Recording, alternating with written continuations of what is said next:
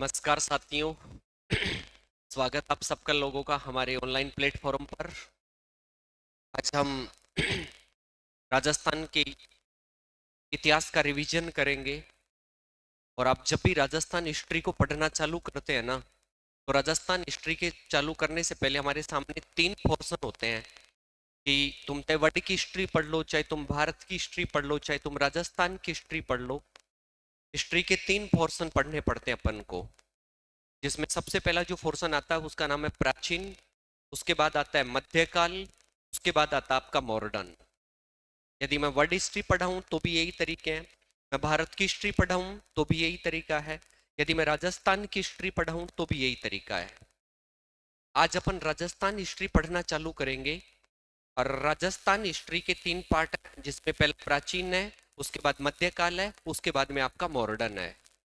मैं पहले तो इस पे बात कर देता हूँ मोटी मोटी सी। आज कोई कमेंट नहीं करेगा, बस आप कमेंट करना बंद कर दें। मैं किसी के भी कमेंट नहीं देखूंगा। आज अपन पेपर को आउटसाइड कर देंगे। खूब सारी बातें पढ़ेंगे। सिंगल क्वेश्चन भी एग्जाम में यहाँ से बाहर नहीं होगा।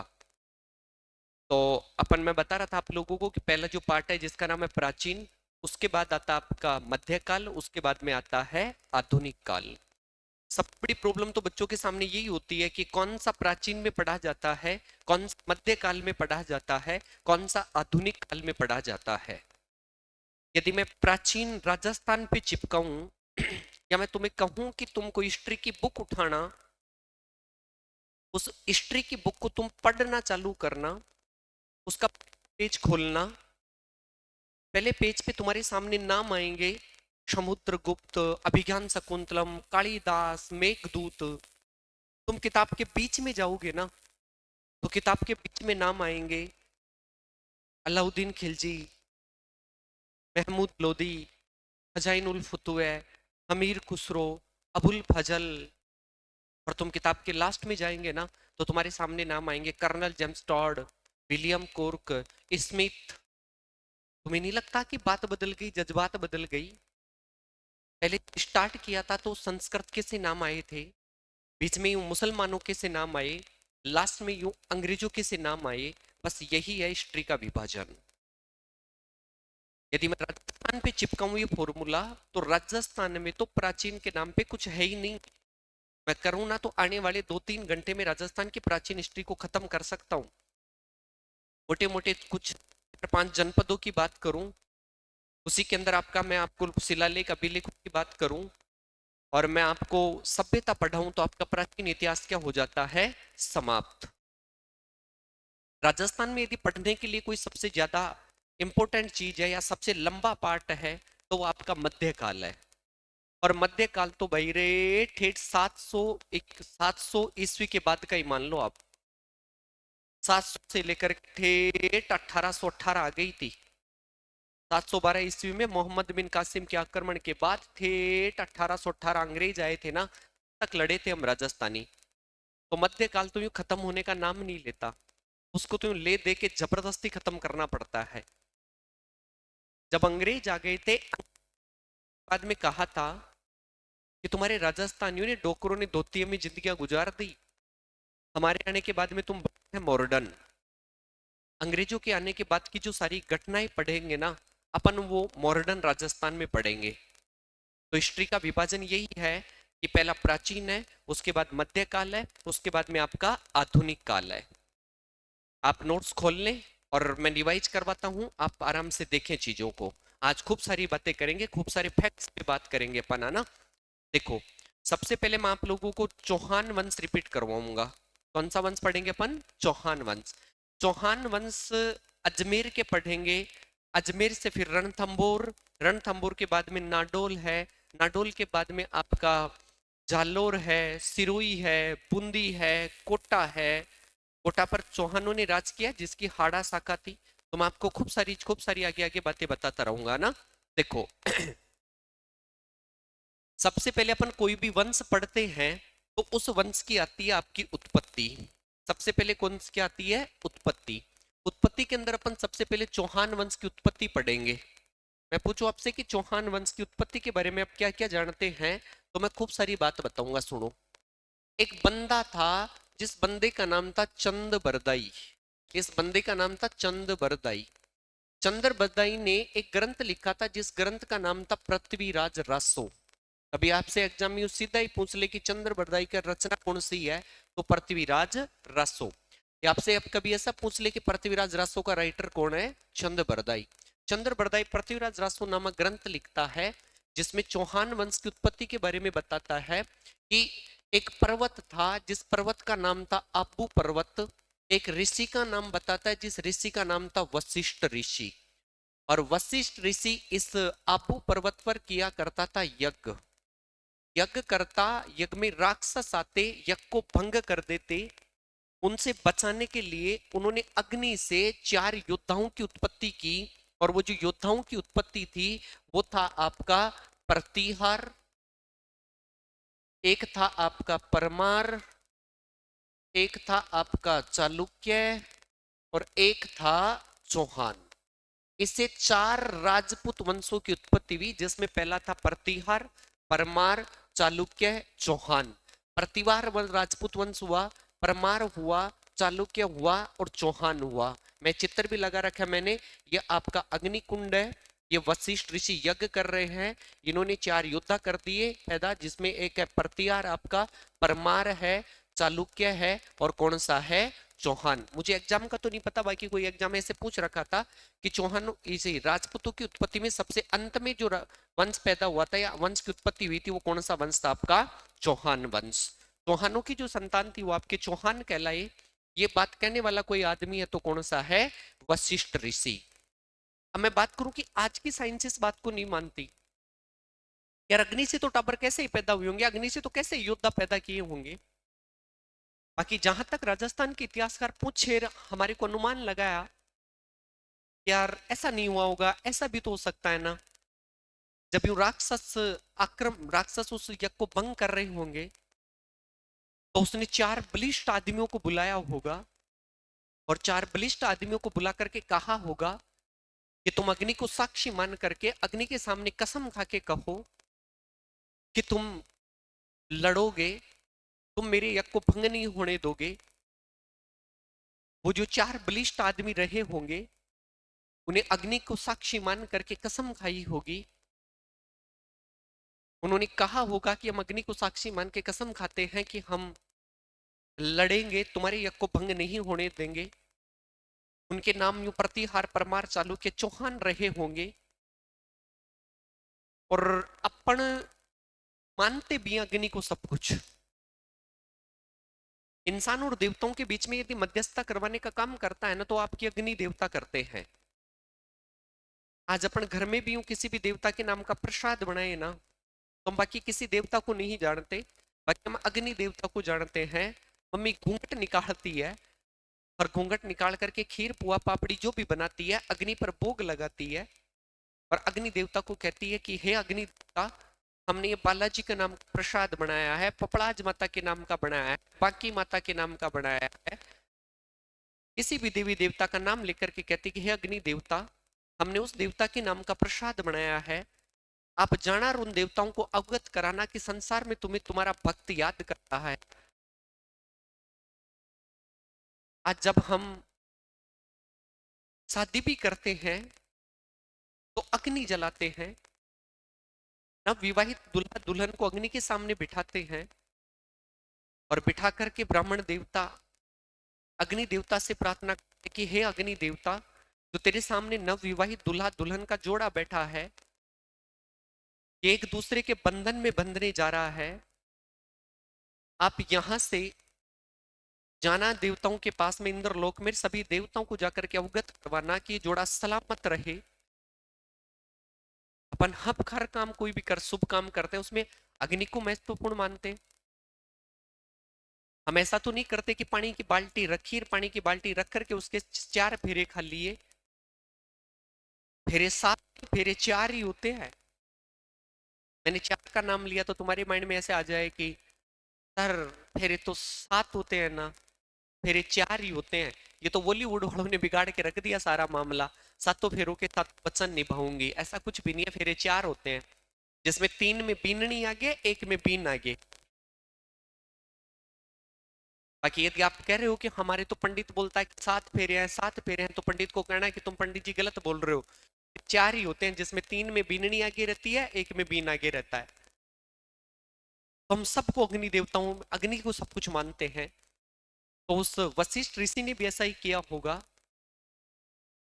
कि 4 योद्धाओं को कसम दिलाई होगी कि तुम मेरी रक्षा करोगे, तुम क्षत्रिय हो, तुम लड़ोगे। तो लड़े होंगे, बाद में जाकर के उनके जो वंशज हुए होंगे वो वंश कहलाए होंगे, प्रतिहार प्रतिहार कहलाए होंगे, परमार परमार कहलाए होंगे, चालुक्य कहलाए होंगे, चौहान चौहान कहलाए होंगे। तो थोड़ा सा आप याद ही रख लेना कि अग्निकुंड सिद्धांत के बारे में आप क्या जानते हैं। अग्निकुंड सिद्धांत पृथ्वीराज रासो ग्रंथ में चंद्र बरदाई ने दिया था। वो लिखता है कि राजस्थान के आबू पर्वत पर एक वशिष्ठ ऋषि यज्ञ करता था। राक्षस आते यज्ञ को भंग कर देते, जिनसे बचाने के लिए उसने 4 योद्धाओं की उत्पत्ति की। योद्धाओं का क्रम था प्रतिहार, परमार, चालुक्य, चौहान। चौहानों की जो संतान थी वो चौहान कहलाए। ये बात कहने वाला कोई आदमी था, तो आपका कौन सा था? चंद बरदाई। मैं देखो 2 बात और करूं छोटी छोटी सी। एक बंदे का आपने नाम सुन रखा होगा, मोहनोत नैणसी। एक बंदे का नाम है, जिस बंदे का नाम है मोहनोत नैणसी। आपके मोहनोत नैणसी जोधपुर के राज परिवार के दरबारी विद्वान थे। इन्होंने एक ग्रंथ लिखा था, जिस ग्रंथ का नाम था नैणसीरी ख्यात। इन्होंने एक ग्रंथ लिखा था मार परगनारी विगत। इन्हें राजस्थान का अबुल फजल कहा जाता है। ख्यात लिखने का सबसे पहले काम किया था। ख्यात क्या होती है? राजस्थान के वह ग्रंथ जो किसी राजा या राजवंश की उपलब्धि, ख्याति या प्रसिद्धि के बारे में बताए, उन्हें ख्यात कहा जाता है। सबसे पहले ख्यात लिखने का काम किया था वो आपके मोहनोत नैणसी ने किया था। इसीलिए इसे ख्यात का प्रथम कवि भी कहा जाता है। मोहनोत नैणसी को पूछा गया, इसने राजपूतों का खूब वर्णन किया है। मोहनोत नैणसी ने राजपूतों की 24 शाखाओं का वर्णन किया है। इसने कहा कि बताओ कि चौहानों की उत्पत्ति कैसे हुई। तो इन्होंने भी कहा है कि पक्ष दिया है अग्निकुंड सिद्धांत का। मैं पूछूं आपसे कि मोहनोत नैणसी के अनुसार भी चौहानों की उत्पत्ति कैसे हुई है? तो अग्निकुंड से हुई है। एक बंदा है, जिस बंदे का नाम है सूर्यमल मिश्रण। बंदे का नाम मिश्रण नहीं है, सूर्यमल मिश्रण है। ये अपना खुद का नाम ही लिखता है, सूर्यमल मिश्रण। इसकी आप कोई भी किताब उठा के देखना, वीर सत्सई, वंश भास्कर, उन सारी किताबों में अपना नाम लिखता है सूर्यमल मिश्रण। सूर्यमल मिश्रण हमारे बूंदी के राज परिवार के दरबारी विद्वान थे। और इन्होंने 2 ग्रंथ लिखे थे, और भी खूब सारे ग्रंथ, बाकी 2 तुम याद ही कर लेना। एक तो वीर है, वीर सतसही। सतसही का मतलब होता है कि जिसमें 700 दोहे लिखे जाते हो। तो इसने वीरता के 700 दोहे लिखे थे, जिसका नाम था वीर सतसही। इन्होंने एक किताब लिखी थी जिसका नाम था वंश भास्कर। तो दोनों किताबों का हमें आप याद रखना, एक है वीर सतसई और एक है वंश भास्कर। इनको पूछा गया कि भाई, इन्होंने लिखा कि चौहान कैसे उत्पत्ति हुई चौहानों की। तो इन्होंने भी कहा कि चौहानों की उत्पत्ति हुई है अग्निकुंड से। मैं पूछूं आपसे कि आप अग्निकुंड सिद्धांत के बारे में क्या जानते हैं? तो अग्निकुंड सिद्धांत को देने वाला आदमी चंद बरदाई था। पृथ्वीराज रासो ग्रंथ में देता है। वो लिखता है कि राजस्थान के आबू पर्वत पर वशिष्ठ ऋषि यज्ञ करता था। राक्षस आते यज्ञ को भंग कर देते, जिनसे बचाने के लिए उसने 4 योद्धाओं की उत्पत्ति की। प्रतिहार, परमार, चालुक्य, चौहान थे। प्रतिहारों के वंश प्रतिहार कहलाए, चालुक्यों के वंश चालुक्य कहलाए, परमारों के परमार कहलाए, चौहानों के चौहान कहलाए। इस बात का पक्ष करता है आपका मोहनोत नैणसी। इसी बात का पक्ष करता है सूर्यमल मिश्रण। तो आप थोड़ा सा याद रखना कि चौहानों की उत्पत्ति के बारे में पहला कोई सिद्धांत मिलता है तो आपका कौन सा मिलता है? अग्निकुंड सिद्धांत। मैं एक बात और बताऊं, कुछ ग्रंथ हैं जिसमें एक ग्रंथ है जिसका नाम है हम्मीर रासो। एक ग्रंथ है जिस ग्रंथ का नाम है हम्मीर रासो। एक ग्रंथ और है जिसका नाम है हम्मीर रासो। देखो, हम्मीर रासो 2 है। एक हम्मीर रासो लिखी गई है आपके जोधराज की, और एक लिखी गई है सारंगधर की। एक किसकी लिखी गई है? सारंगधर की। एक लिखी गई है सारंगधर की और एक लिखी गई है जोधराज की। कहीं आपको ये भी मिल जाएगा कि ये एक ही कवि के नाम में, नहीं, ऐसा कुछ भी नहीं है। कवि दो हैं, सारंगधर अलग है, जोधराज अलग है। एक किताब है आपका जिसका नाम है हम्मीर महाकाव्य। एक किताब है जिसका नाम है हम्मीर महाकाव्य। हम्मीर महाकाव्य लिखी गई है नयन चंद्र सूरी। कभी आपसे सीधा भी एग्जाम में क्वेश्चन कर ले कि हम्मीर महाकाव्य का राइटर कौन है, तो आप कहना कि नयन चंद्र सूरी। एक आपकी किताब है जिसका नाम है हम्मीर हट। हम्मीर हट लिखी गई है चंद्रशेखर के द्वारा। इन किताबों को तो तुम वैसे ही याद कर लेना। एक किताब है आपकी जिसका नाम है पृथ्वीराज विजय। इस पृथ्वीराज विजय का तो आगे एग्जाम में, अभी क्लास में मैं खूब सारा जिक्र करूंगा। पृथ्वीराज विजय लिखी गई है जयानक के द्वारा। आपको चार पांच किताबें याद करनी है। एक किताब है जिस किताब का नाम है हम्मीर रासो। हम्मीर रासो एक सारंगधर जी की है, एक हम्मीर रासो जोधराज की है, एक हम्मीर महाकाव्य नयन चंद्र सूरी की है, एक हम्मीर हट चंद्रशेखर की है, पृथ्वीराज विजय जयानक की है। इन सभी किताबों में चौहान वंश की उत्पत्ति देखोगे ना, तो आपकी बताई गई है सूर्यवंशी। क्या बताई गई है? सूर्यवंशी। किताबों के नाम याद करो पहले तो। किताब कितनी याद करनी है? 5। एक किताब है जिस किताब का नाम है हमीर रासो सारंगधर जी की है, एक है हमीर रासो जोधराज की है, हमीर महाकाव्य नयन चंद्र सूरी की है, हमीर हट चंद्रशेखर की है, पृथ्वीराज विजय जयानक की है। इन सभी किताबों में है ना, इनकी जो चौहानों की उत्पत्ति बताई गई है वो सूर्यवंशी बताई गई है। तो थोड़ा सा याद रख लेना। कभी सीधा पूछ ले कि हमीर हट के अनुसार या चंद्रशेखर के अनुसार, पृथ्वीराज विजय के अनुसार, हमीर रासो के अनुसार, सारंगधर के अनुसार, जोधराज के अनुसार, ऐसे पूछ ले तो इन सब के अनुसार कैसे मानी गई है? सूर्यवंशी। मैं एक बात और करूंगा, आप देखो। एक बंदा है जिस बंदे का नाम है colonel James Tod. Colonel James Tod का नाम आपने खूब सारा सुन रखा होगा। कर्नल जेम्स टोड जिसे राजस्थान इतिहास का जनक कहा जाता है। नाइस। कर्नल जेम्स टोड अंग्रेजों का सा नाम है। इसे राजस्थान इतिहास का जनक क्यों कहा जाता है, तो इसके पीछे भी एक बहुत बड़ा लॉजिक है। कर्नल जेम्स टोड का जन्म इंग्लैंड में हुआ था। ईस्ट इंडिया कंपनी का एक सैनिक बन के आया था भारत। इसे 1818 1718 में उदयपुर का पीए बना के भेजा गया था। आपसे कोई ये भी पूछ ले कि राजस्थान का पहला पीए कौन था, तो राजस्थान का पहला पीए बनाया गया था, पॉलिटिकल एजेंट, वो कर्नल जेम्स टॉड था। कर्नल जेम्स टॉड उदयपुर आता है। पहले ये मांडलगढ़ भीलवाड़ा में आ गया था। मांडलगढ़ भीलवाड़ा में इन्होंने यति ज्ञानचंद्र जी को अपना गुरु बनाया था। उदयपुर का पीए बनाया गया था इसे। बंदा राजस्थान रहता है ना, बंदे को राजस्थानी आती है, बंदा राजस्थानी इतिहास जानता है ना, बंदा राजस्थानी कल्चर जानता है। बाकी हमारी कल्चर इस आदमी को खूब पसंद आई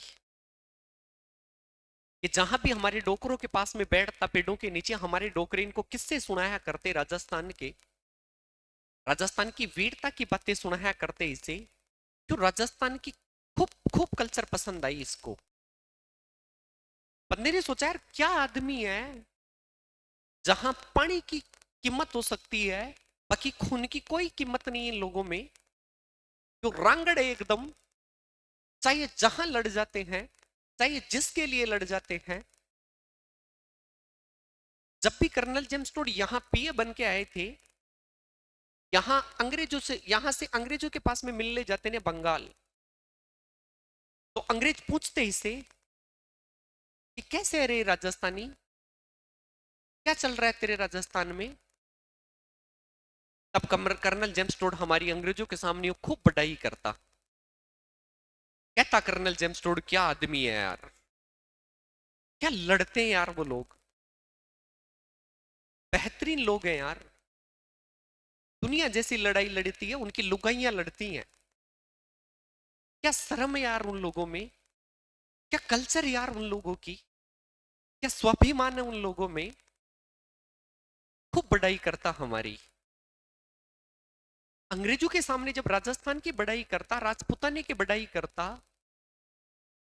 तब अंग्रेजों को लगता कि यार कहीं ना कहीं ये बंदा उनसे मिल ना जाए।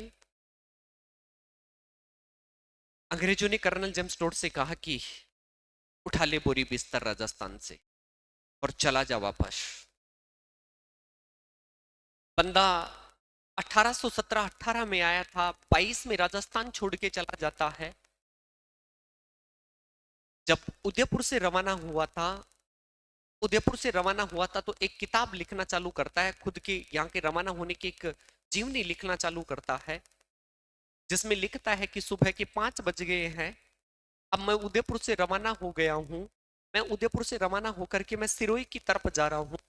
सिरोही में जाते जाते मुझे दिन उग गया है, मैं सिरोही में पहाड़ों के बीच में जा रहा हूँ। अब दिन उग गया है, अब सूरज भगवान निकल आए हैं, अब थोड़ी थोड़ी धूप हो गई है। अब मैं सिरोही से गुजरात की तरफ जा रहा हूँ। गुजरात में जाते मुझे एक आदमी मिला है जिन्हें मुझे खाना खिला दिया है। वो आदमी मुझे कुछ योद्धाओं की छतरियां बनी हुई है, वो छतरियां दिखा रहा है। अब मैं गुजरात में घूम रहा हूँ। अब भी मैं गुजरात में हूँ, गुजरात में ही मुझे शाम हो गई है। और गुजरात से अब मैं महाराष्ट्र साइड में जा रहा हूँ, बॉम्बे साइड में जा रहा हूँ। उदयपुर से निकला था, जब तक कि बंदा नाव में नहीं बैठा था, वहां तक की यात्रा का वृतांत लिखता है। उस पुस्तक का नाम था ट्रेवल इन वेस्टर्न इंडिया। आपसे पूछे कि कर्नल जेम्स टोड की यात्रा का जो पश्चिमी राजस्थान, पश्चिमी भारत की यात्रा का वृतांत जो लिख के गया था, उस किताब का नाम था ट्रेवल इन वेस्टर्न इंडिया। यहां से चला जाता है बंदा, यहां से जाने के बाद हमारी सारी कहानियों को सुन गया था। उन कहानियों को सुनने के बाद बंदा इंग्लैंड में जाकर के किताब लिखता है, जिस किताब का नाम था annals and antiquities of Rajasthan. यहां से जाने के बाद, इंग्लैंड जाने के बाद में राजस्थान के इतिहास की, कल्चर की जो बातें सुन गया था, उन बातों को लिखता है और एक किताब लिख के गया था जिसका नाम था annals and antiquities of Rajasthan. और बंदा किताब लिख गया और खत्म हो गया। अब वह इंग्लैंड में उस किताब को पढ़े, वहां कौन जाने पद्मावती कौन है, कौन जाने अलाउद्दीन खिलजी आक्रमण करने आ गया, कौन जाने क्रमावती कौन है, कौन जाने पन्नादाई कौन है, कौन जाने गोरादाई कौन है, कौन जाने महाराणा प्रताप कौन है, कौन जाने अमर सिंह राठौड़ कौन है, कौन जाने जौहर क्या होता है, कौन जाने केसरिया क्या होता है। किसी के समझ में नहीं आई, किसी के पल्ले नहीं पड़ी, और वो तो खत्म हो गया लिख के। इंग्लैंड से उस किताब को बंगाल में ले आए, और बंगाल में ला करके अंग्रेज, बंगाल में जिन लोगों को थोड़ी बहुत इंग्लिश आती थी ना, उन लोगों को नौकरी में रखना चालू कर दिया था। भाई कोई बंगाली यार जिसको थोड़ी बहुत इंग्लिश आती है तो नौकरी कर सकता है। तो कुछ बंगाली थे जिनको हिंदी भी आती थी, जिनको बंगाली भी आती थी, उनको इंग्लिश भी आती थी, वो अंग्रेजों के पास में नौकरी करते थे। और कोई बंगालियों के हाथ लग गई वो किताब, इंग्लिश में उस किताब को पढ़ा, बंगालियों ने सोचा यार कहाँ है ये लोग भारत में। अब किसी ने, बंगाल में बैठे हुए आदमी ने बताया कि ठेठ उधर है। भाई बंगाल उधर है तो ठेम ठेठ इधर है, जहां बरसात भी नहीं होती उनके, तो पानी की कमी है, पूरा रेगिस्तान पड़ा है, वहां के लोग भेड़ बकरियां चरा करके अपना जीवन व्यापन कर लेते हैं। और हमारी वीरता की कहानी वो लिख के गया। अब बंगालियों ने सुना कि यार जब पानी की कमी है, पूरा रेगिस्तान है, यदि वो लोग लड़ सकते हैं तो फिर हम क्यों नहीं लड़ सकते। मुझे कहीं ना कहीं लगता है कि अंग्रेजों को भगाने में यदि किसी किताब का हाथ है तो वो आपकी travel, sorry, annals and antiquities of Rajasthan है। क्योंकि बंगालियों ने सोचा था कि यार वो लोग यदि लड़ सकते तो फिर हम क्यों नहीं लड़ सकते, हमारे पास तो सारी सुविधाएं हैं। कर्नल जेम्स टोड राजस्थान इतिहास को सबसे पहले लिख के गया था, राजस्थान इतिहास को लोगों के जबान पे लग के गया था, इसीलिए इसे कहा जाता है राजस्थान इतिहास का जनक।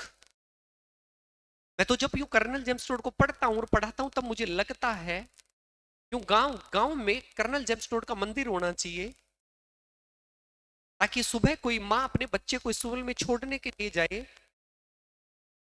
तो बच्चा माँ से पूछे कि मम्मी कौन है ये गोरा सा आदमी जिसकी फोटो लगी है। मम्मी उस बच्चे को कहे कि बेटा ये कर्नल जेम्स टोड है। जिसने राजस्थान के इतिहास को लिखा था। कर्नल जेम्स टोड की गांव गांव में पूजा होनी चाहिए कि हमारे इतिहास को, राजस्थान के इतिहास को टॉप पे ले जाके खड़ा कर दिया। आज हम जिस आदमी के सामने भी जाते हैं, हम कहते हैं कि राजस्थानी है, सामने वाला समझता है कि वीर है, क्योंकि हमारी छवि लोगों की नजर में ऐसी बनी हुई है कि हम वीर हैं। उसको नहीं पता कि अभी कोई लड़ाई हो जाए तो सबसे पहले चप्पल हाथ में हम लें, लेकिन हमारी छवि, हमारे पूर्वजों ने ऐसी छवि बना दी कि हम वीर हैं। हमारे पानी की कीमत हो सकती है, खून की कोई कीमत नहीं हो सकती। बाहर के लोग जानते हैं कि हमारे ब्लड में धोखा नहीं है। ये जो जनवाने का काम किया था वो किसने किया था? कर्नल जेम्स टॉड ने।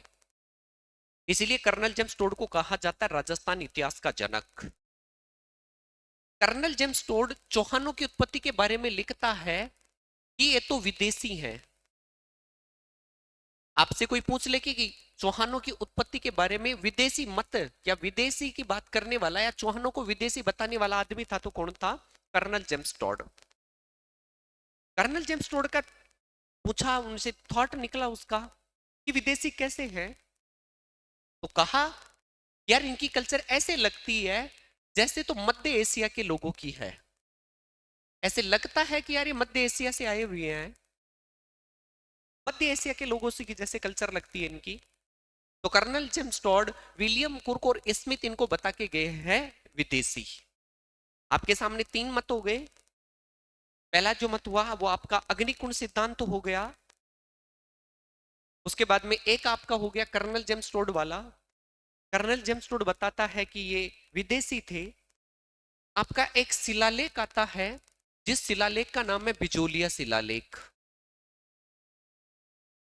एक शिलालेख है जिस शिलालेख का नाम है बिजोलिया शिलालेख। सर बिजोलिया शिलालेख कहां लगा हुआ है? तो ये भीलवाड़ा में लगा हुआ है। 1170 ईस्वी का लिखा हुआ है। संस्कृत का लिखा हुआ है। राजा सोमेश्वर चौहान के समय का लिखा हुआ है। इसी शिलालेख से ज्ञात होता है कि विग्रह राज चतुर्थ ने संपूर्ण भारत की राजधानी अजमेर को बनाया था। इसी शिलालेख से ज्ञात होता है एक चौहान वंश का संस्थापक था वासुदेव चौहान, जिसने एक झील बनाई थी जिसका नाम है सांबर झील। इसी शिलालेख से ज्ञात होता है कि चौहान वत्स गोत्र के ब्राह्मण हैं। इतनी सी बातें तो याद ही कर लेना तुम। तुम्हारे सामने कभी वो बिजोलिया शिलालेख का नाम आ जाए तो तुम्हें खूब सारी बात बताना अगले को कि सर बिजोलिया शिलालेख भीलवाड़ा में लगा हुआ है, संस्कृत का लिखा गया है, 1170 का लिखा गया है, सोमेश्वर चौहान के समय का लिखा गया है। इससे ज्ञात होता है कि चौहान वंश के राजा विग्रहराज चतुर्थ ने संपूर्ण भारत की राजधानी अजमेर को बना लिया था। इसी से ज्ञात होता है कि वासुदेव चौहान ने सांबर झील का निर्माण करवाया था। ये जो बिचौलिया शिलालेख है ये सोमेश्वर चौहान के समय, यहां एक मंदिर लगा हुआ, एक मंदिर है जिस मंदिर का नाम है पार्श्वनाथ मंदिर। इस पार्श्वनाथ मंदिर में लगा हुआ है और सोमेश्वर ने पार्श्वनाथ मंदिर के नीचे जमीन भेंट कर दी थी। उस जमीन भेंट करने की जानकारी भी जो मिलती है वो बिजोलिया शिलालेख में ही मिलती है। बिजोलिया शिलालेख चौहानों की जानकारी देता है, चौहानों के बारे में लिखता है कि चौहान तो वत्स गोत्र के ब्राह्मण हैं। आपसे पूछ ले कि चौहानों को वत्स गोत्र के ब्राह्मण जो बताया गया है वो कौन से शिलालेख में बताया गया है? बिजोलिया शिलालेख में। अब तक आपके सामने चार मत हो गए। अग्निकुंड मानता है पृथ्वीराज, सॉरी अग्निकुंड मानता है पृथ्वीराज रसो ग्रंथ में। मोहनो तो नैणसी उसी का पक्ष करता है। सूर्यमल मिश्रण उसी का पक्ष करता है।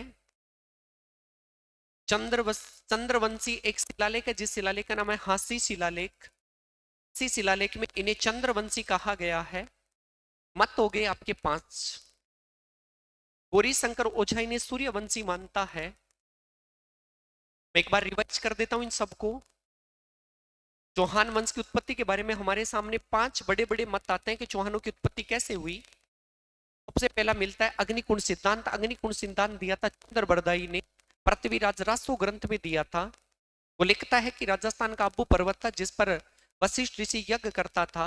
राक्षस आते यज्ञ को भंग कर देते, जिनसे बचाने के लिए उसने 4 योद्धाओं की उत्पत्ति की थी अग्निकुंड से।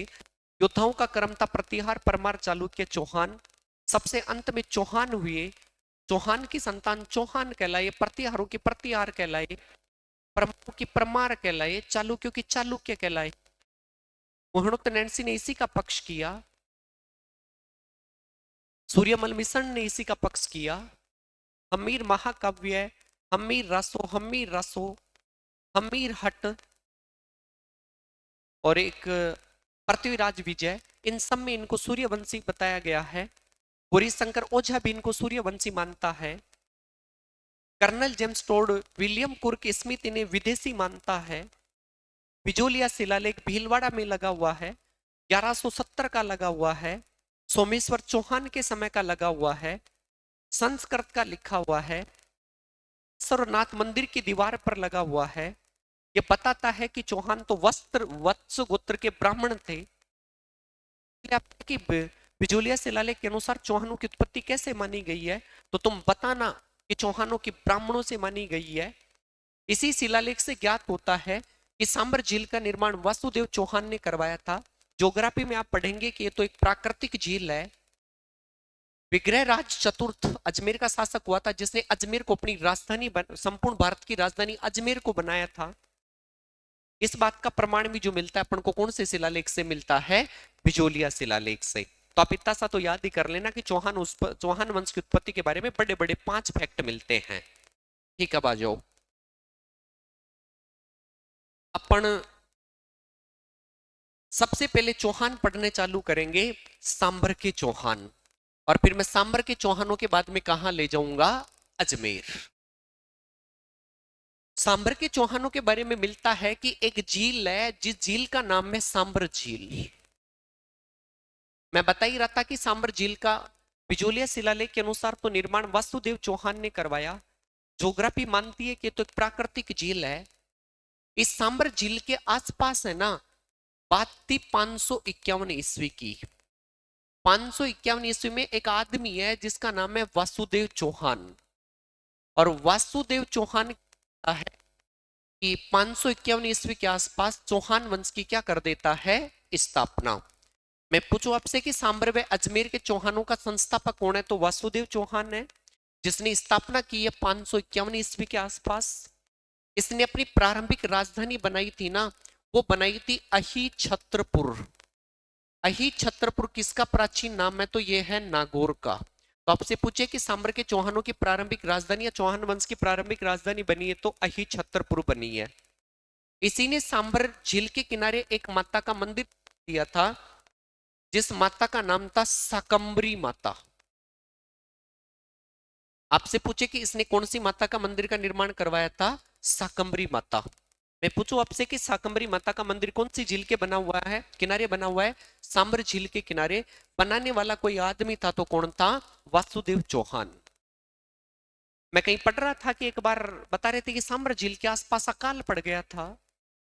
इस माता ने लोगों को फल फ्रूट बांटे थे, लोगों को साक बांटी थी, इसीलिए इस माता का नाम पड़ गया था साकंबरी माता। इसी साकंबरी माता को कहा जाता है राजस्थान की सबसे प्राचीन माता। इसे कहा जाता है राजस्थान में तीर्थों की नानी। इसे ही राजस्थान में कहा जाता है देवयानी तीर्थ स्थल। इसे कहा जाता है सांबर व अजमेर के चौहान वंश की कुल देवी, जिस माता का मंदिर कौन सी झील के किनारे बना हुआ है, सांबर झील के किनारे। मैं पूछूं कि चौहान सांबर व अजमेर के चौहान पढ़ रहे हैं, सांबर व अजमेर के चौहान वंश का पहला कोई राजा बना है, तो वासुदेव चौहान बना है, जिसने 551 ईस्वी के आसपास चौहान वंश की स्थापना कर दी थी। प्रारंभिक राजधानी अही छत्रपुर नागौर को बना लिया था। साकंबरी माता के मंदिर का निर्माण करवा दिया था। साकंबरी माता को राजस्थान की सबसे प्राचीन माता कहा जाता है, तीर्थों की नानी कहा जाता है, देवयानी तीर्थ स्थल कहा जाता है, सांबर व अजमेर के चौहानों की कुल देवी कहा जाता है। यह आपकी कौन सी माता है, साकंबरी माता।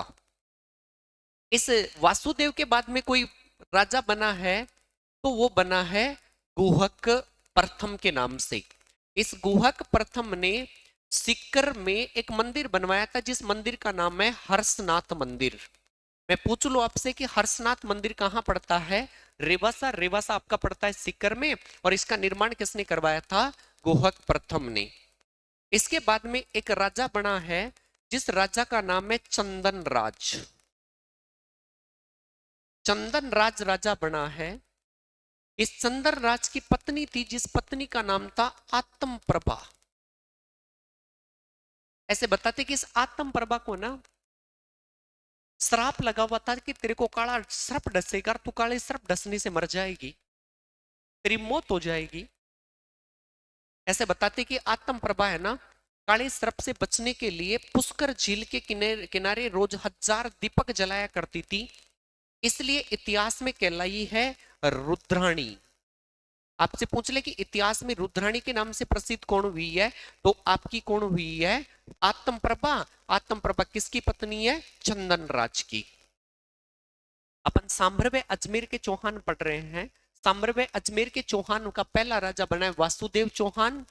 उसके बाद कोई प्रसिद्ध राजा बना है गुहक प्रथम जिसने हर्षनाथ के मंदिर का निर्माण करवाया था।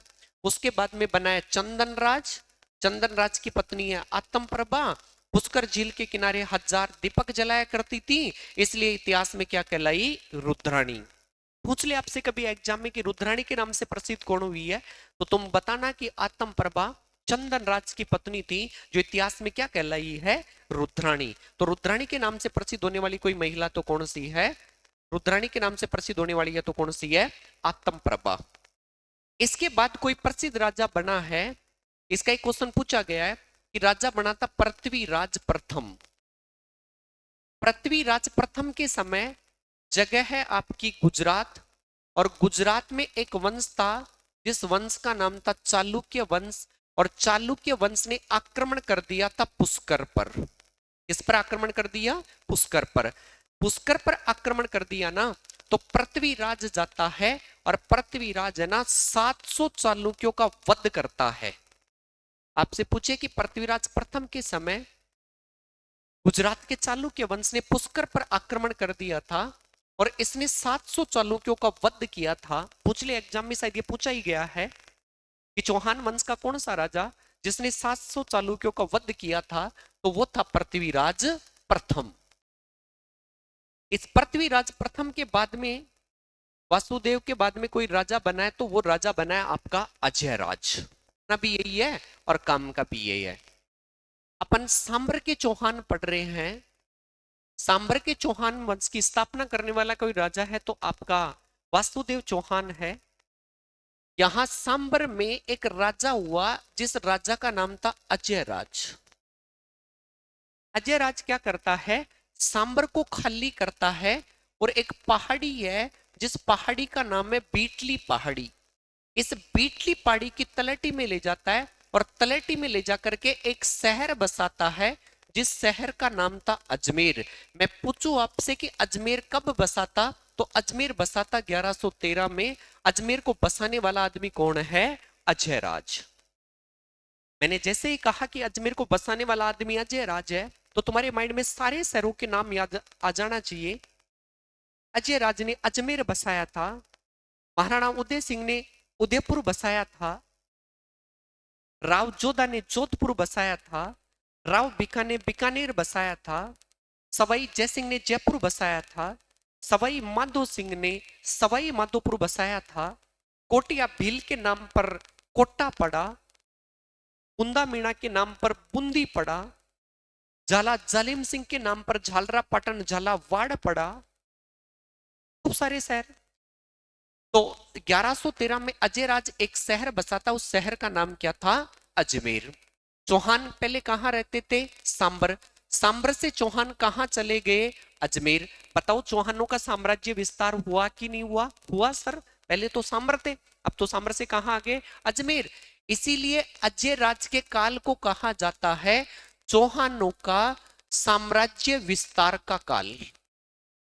आपसे पूछ ले चौहानों का साम्राज्य विस्तार का काल किसके काल को कहा जाता है, तो ये कहा जाता है अजय राज के काल को। जनता के लिए इसने एक शहर बसा दिया अजमेर, और इसने खुद के लिए एक दुर्ग बना लिया। इसी दुर्ग का नाम है अजय मेरू दुर्ग। इसने एक दुर्ग बना दिया जिस दुर्ग का नाम क्या है, अजय मेरू। मैं पूछूं आपसे कि अजय मेरू का किला कहां पड़ता है, तो ये अजमेर में पड़ता है, जिसका निर्माण किसने करवाया था, अजय राज ने। अजय राज अजय मेरू किला बनवाता है। इस किले के खूब सारे क्वेश्चन पूछे जाते हैं।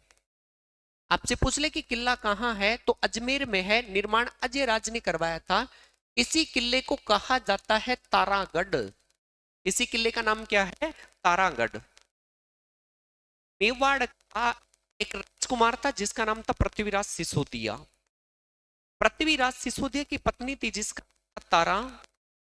पृथ्वीराज सिसोदिया ने अपनी पत्नी तारा को इस दुर्ग में रखा था, इसी के जीर्णोद्धार करवाया था, और अपनी पत्नी के नाम पर इस दुर्ग का नाम रख दिया था तारागढ़। तो आपसे पूछे कि तारागढ़ कौन सा किला है, अजय मेरू किला। अजय मेरू किले को क्या कहा जाता है, तारागढ़। इसे कहा जाता है राजस्थान का नाका। नाका का मतलब होता है टॉल। यदि आप पश्चिमी राजस्थान से पूर्वी राजस्थान चले जाओ, उत्तरी राजस्थान से दक्षिणी राजस्थान चले जाओ, यदि बीच में है तो वो आपका कौन सा है, अजमेर वाला किला। इसीलिए इसे कहा जाता है राजस्थान का नाका। इसी अजमेर वाले किले को कहा जाता है राजपुताने की कुंजी। कुंजी का मतलब होता है चाबी। यदि आप मध्यकालीन राजस्थान में देखेंगे, मॉडर्न में भी देखेंगे, तो सारे राजस्थान को अजमेर से संचालित किया जाता था। सारे राजपुताने की चाबी अजमेर के पास थी, इसीलिए इसे कहा जाता है राजपुताने की कुंजी। इसे कहा जाता है राजस्थान की दिल, हृदय, आत्मा। दिल हृदय का आत्मा का मतलब ये नहीं है हार्ट। हार्ट का मतलब ये है कि जैसे पूरे शरीर का संचालन हार्ट से होता है। दिल तो कहता है कि नंबर दे दूं क्या, दिमाग तो कहता है कि नंबर दे दूं क्या, बाकी फिर दिल से आवाज आती है कि नहीं रहने दे, सैंडल ब्रांडेड है। पूरे शरीर का संचालन कहां से होता है, तो पूरे शरीर का संचालन होता है वो आपके अजमेर से होता है, अजय मेरू से होता था। इसीलिए इसे कहा जाता है आत्मा। इसी किले को कहा जाता है राजस्थान का जिब्राल्टर। आपसे पूछे कि इसी किले को इसी किले को कहा जाता है राजस्थान का जिब्राल्टर। इसी किले को राजस्थान का क्या कहा जाता है, जिब्राल्टर। इसी किले को राजस्थान का जिब्राल्टर इसे कहा जाता है कि दो देश हैं, एक देश है यूरोप और एक है अफ्रीका। यूरोप और अफ्रीका को दो बराबर भागों में एक जल संधि बांटती है या जल संधि अलग करती है, जिस जल संधि का नाम है जिब्राल्टर जल संधि। सर ये लॉजिक यहां क्यों लागू हुआ, तो ये लॉजिक इसलिए लागू हुआ बेटा कि ऊपर यूरोप है, नीचे अफ्रीका है, दोनों को बांटती है जिब्राल्टर जल संधि। यूरोप यूरोप कितना विकसित है, अफ्रीका कितना पिछड़ा हुआ है। सेम ये राजस्थान की स्थिति है कि उत्तरी राजस्थान और दक्षिणी राजस्थान, उत्तरी राजस्थान कितना विकसित है, दक्षिणी राजस्थान कितना पिछड़ा हुआ है।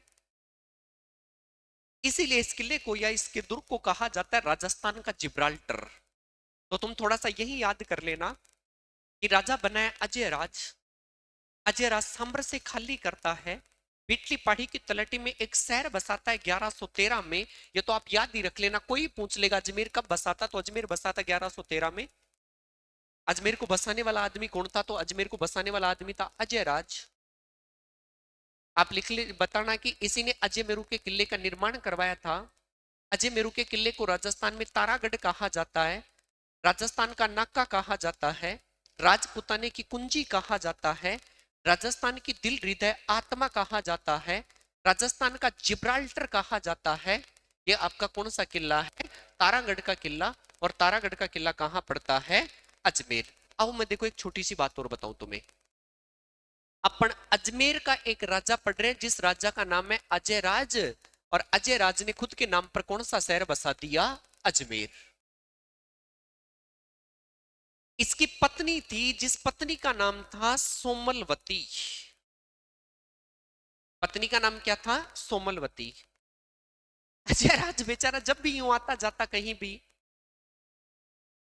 और आज नहीं, पहले भी, पहले नहीं आज भी घर में औरत को पैसे की लगी रहती है।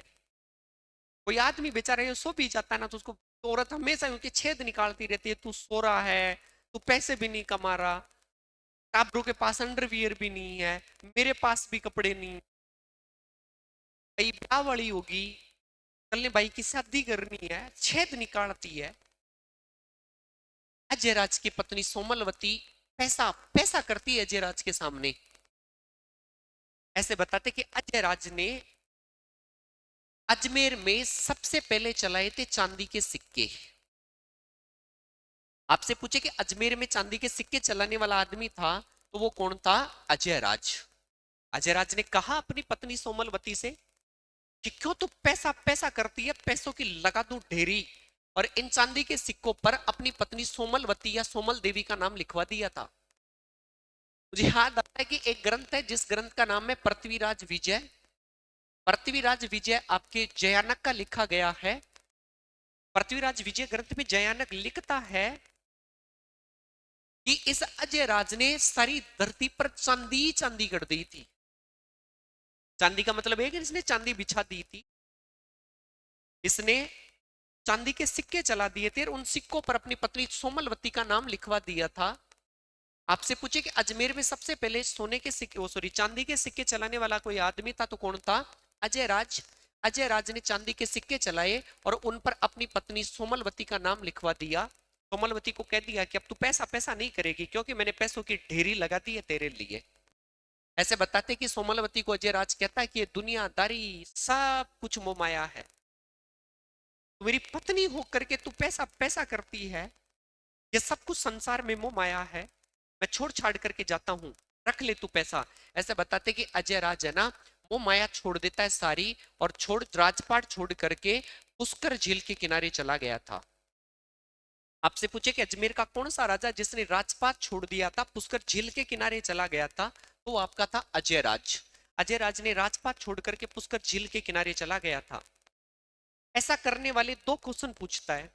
अभी वीडियो का एग्जाम लगा था, उसमें आया था कि राजा भर्तृ राजपाट छोड़ने से पहले कहाँ के राजा थे? तो राजा भर्तृ राजपाट छोड़ने से पहले उज्जैन के राजा थे, और अपनी रानी पिंगला के चक्कर में आकर के राजपाट छोड़ दिया था, जोग धारण कर लिया था, बाबा जी बन गया था, नाथ संप्रदाय का संत बन गया था।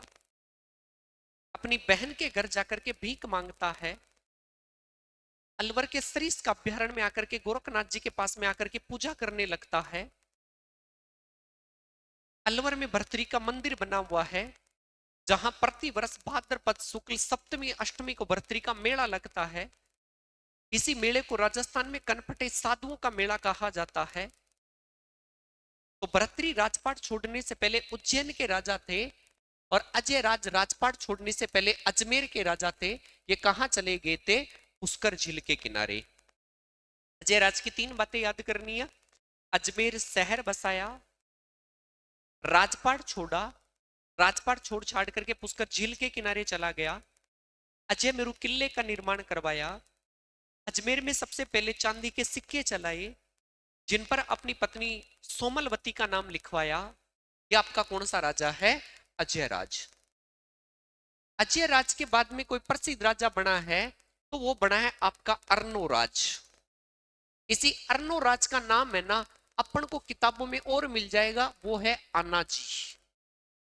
इसका नाम क्या मिल जाएगा? आनाजी। मैं एक छोटी सी बात बताऊं। बात है 1137 के आसपास की, और 1137 के आसपास नागौर पर तुर्कों के आक्रमण हो रहे थे। अब नागौर पर तुर्कों के आक्रमण होंगे तो आगे नागौर पे आक्रमण करेंगे, तुर्क थोड़े दिन बाद में अजमेर साइड में जाएंगे, तुर्क अजमेर पर जाकर के आक्रमण करेंगे। जब इस अर्नोराज को पता चला कि तुर्क आक्रमण करने आएंगे अजमेर की तरफ, अर्नोराज खुद जाता है और बीच में ही पकड़ लेता है तुर्कों को। ऐसे बताते कि तुर्कों की सारी सेना को काट के रख दिया था इसने। तुर्कों की सारी सेना को काट दिया, चारों तरफ खून खून हो गया। लोगों ने कहा कि भाई रे, धरती पर तो खून ही खून हो गया। पाप हो गया, उठाओ इस मिट्टी को यहां से। ऐसे बताती कि उस मिट्टी को उठाया वहां से, मिट्टी को उठाया जो खून से रंगी हुई थी, तो वहां खड्डा बन गया। कालांतर में उस खड्डे में पानी भर गया, पानी भरने से एक झील बन गई और उसी झील का नाम रख दिया अन्ना सागर झील। आपसे पूछे कि अन्ना सागर झील का निर्माण करवाने वाला कोई आदमी था तो कौन था? अर्नोराज। इस अन्ना सागर झील के किनारे एक बार जहांगीर आया था। जहांगीर की प्रेमिका, जहांगीर की गर्लफ्रेंड आई थी नूरजहां। नूरजहां की मम्मी आई थी जिसका नाम था अस्मत बेगम। बैठे थे इस झील के किनारे। जहांगीर ने इस झील के किनारे शाही बाग, दौलत बाग या सुभाष उद्यान बनवाया था। जहांगीर ने एक बगीचा बनवाया था, उस बगीचे में बैठे थे। जहांगीर भी बैठा था बगीचे में। जहांगीर के इस साइड में नूरजहां बैठी थी, इस साइड में अस्मत बेगम बैठी थी। जहांगीर को बेचारे को नहाए हुए कोई 10 एक दिन हो गए थे। बास आ रही थी जहांगीर में, बदबू मार रहा था जहांगीर।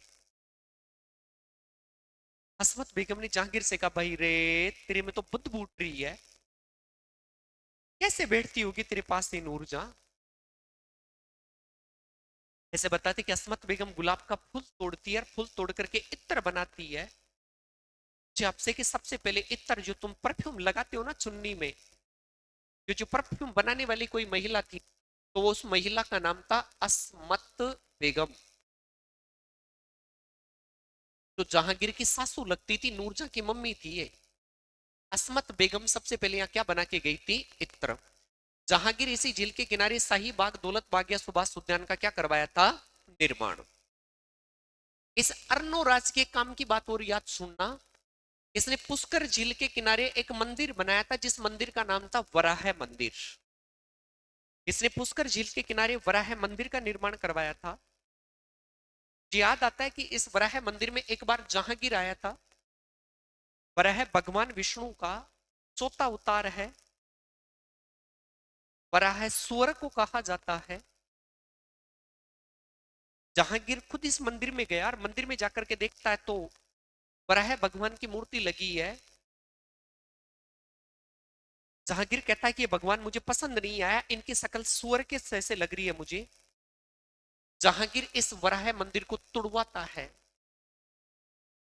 जहांगीर खुद लिखता है अपनी डायरी में कि मैंने एक हिंदुओं का मंदिर तुड़वा दिया है, जिसमें मुझे नहीं पता कौन से भगवान की तस्वीर लगी थी, बाकी उसकी सूरत मुझे सुअर के समान लगती थी, इसलिए मैंने मंदिर तुड़वा दिया है।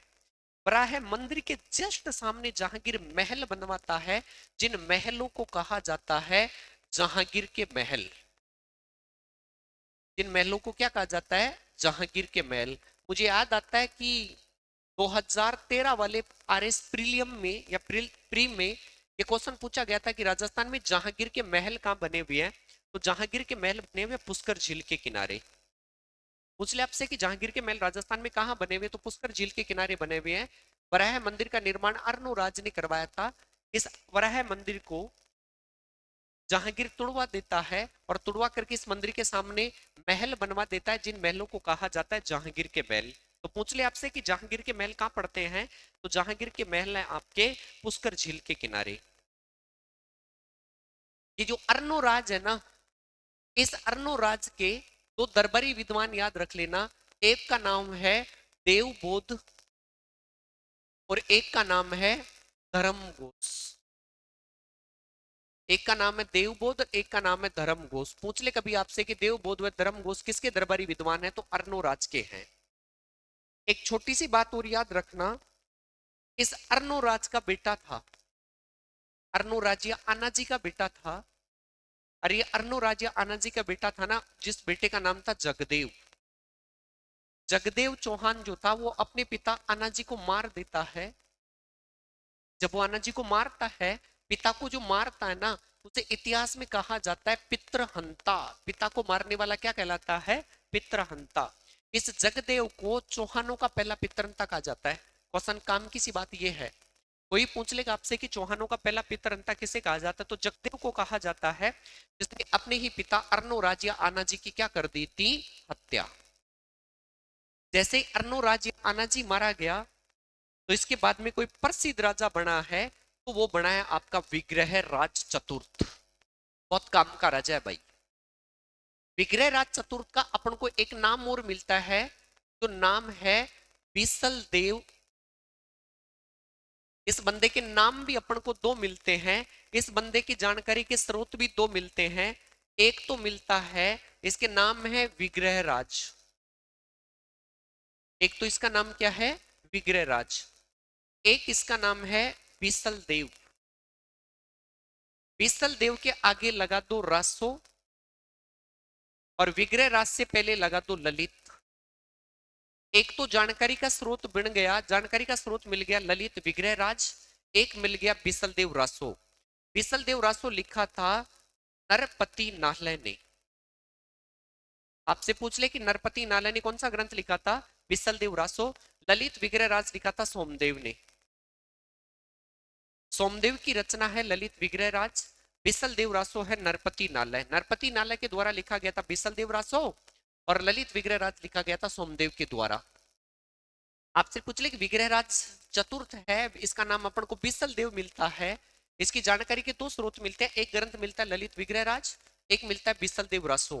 कभी एग्जाम में सीधा क्वेश्चन कर ले कि ललित विग्रह राज का राइटर कौन है, तो आप आंसर देना सोमदेव। आप किसे पूछ ले बिसल देव रासो का राइटर कौन है, तो नरपति नालय। दो जगह से जानकारी मिलती है, इसके नाम भी दो ही हैं, इसके पास उपाधियां भी दो ही है, कवि बंधु कट्टी बांधो। इसे विष्णु अवतार भी कहा जाता है। एक इतिहासकार हुआ था, जिस इतिहासकार का नाम था किल हॉर्न। इस किल हॉर्न ने इस विग्रह राज की तुलना की है कालिदास से। आपसे पूछ ले राजस्थान का कौन सा राजा जिसकी तुलना कालिदास से की गई है, तो वो आपके राजा है जिसका नाम है विग्रहराज चतुर्थ। इसने दो काम किए थे। एक तो एक बांध बनवाया था, जिस बांध का नाम था बीसलपुर बांध। आपसे पूछ ले कि बीसलपुर बांध जिससे जयपुर पानी पीता है, इस बीसलपुर बांध का निर्माण करवाने वाला आदमी कौन है, विग्रहराज। इसी ने एक बीसलपुर बांध बनवाया, और इसी ने एक कस्बा बसाया था, जिस कस्बे का नाम था बीसलपुर। बीसलपुर बांध बनवाया, बीसलपुर नामक कस्बे का क्या करवाया, निर्माण। इसने बीसलपुर नामक कस्बा बसाया, बीसलपुर बांध का निर्माण करवाया। आपसे कभी ये पूछ ले कि बीसलपुर बांध या बीसलपुर कस्बे का जो निर्माण करवाने वाला कोई आदमी था, तो वो था विग्रह राज। मैं विग्रह राज पढ़ा रहा हूं। विग्रह राज के नाम भी दो हैं, विग्रह राज की जानकारी के स्रोत भी दो हैं। एक है ललित विग्रह राज है, सोमदेव के द्वारा लिखा गया है। बिसल देवरासो नरपति नालह के द्वारा लिखा गया है। इतिहासकार किल हॉर्न ने इसकी तुलना कालिदास से की गई है। इसने बिसलपुर बांध बनाया था, बिसलपुर नामक कस्बा बसाया था। इसी विग्रह राज की जानकारी अपन को मिलती है कि इसने है ना संस्कृत भाषा में एक नाटक लिखा था, जिस नाटक का नाम था ललित विग्रह राज, सॉरी वो हरकेली। नाटक का नाम क्या था, हरकेली।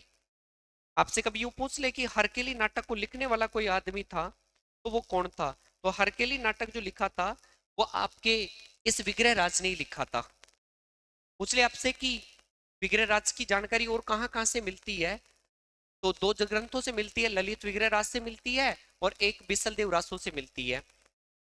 आपका जो विग्रह राज है ना, इस विग्रह राज चतुर्थ ने संस्कृत में एक नाटक लिखा था, जिसका नाम था हरकेली नाटक। कभी एग्जाम में सीधा पूछा भी गया है बहुत बार कि हरकेली नाटक किसके द्वारा लिखा गया, तो विग्रह राज के द्वारा लिखा गया। विग्रह राज के द्वारा नाटक लिखा गया, जिसका नाम क्या है, हरकेली नाटक। इस विग्रह राज की तुलना कालिदास से या बहुभूति से की गई है। इसने अजमेर में एक पाठशाला बनवाई थी। इसने अजमेर में पाठशाला बनवाई थी, जिस पाठशाला का नाम था संस्कृत पाठशाला। आपसे पूछ ले कि अजमेर में संस्कृत पाठशाला का निर्माण किसने करवाया था, विग्रह राज ने। जिस पाठशाला का नाम था सरस्वती कंठाभरण। सरस्वती कंठाभरण पाठशाला का निर्माण करवाया था इसने, जिसे कालांतर में कुतुबुद्दीन ऐबक तुड़वा देता है। तुड़वा करके इसकी मस्जिद बनवा देता है, जहां पंजाब साहेब पीर का जहां पंजाब साहेब पीर का 2.5 दिन का उर्स लगता है। उर्स का मतलब होता है मेला।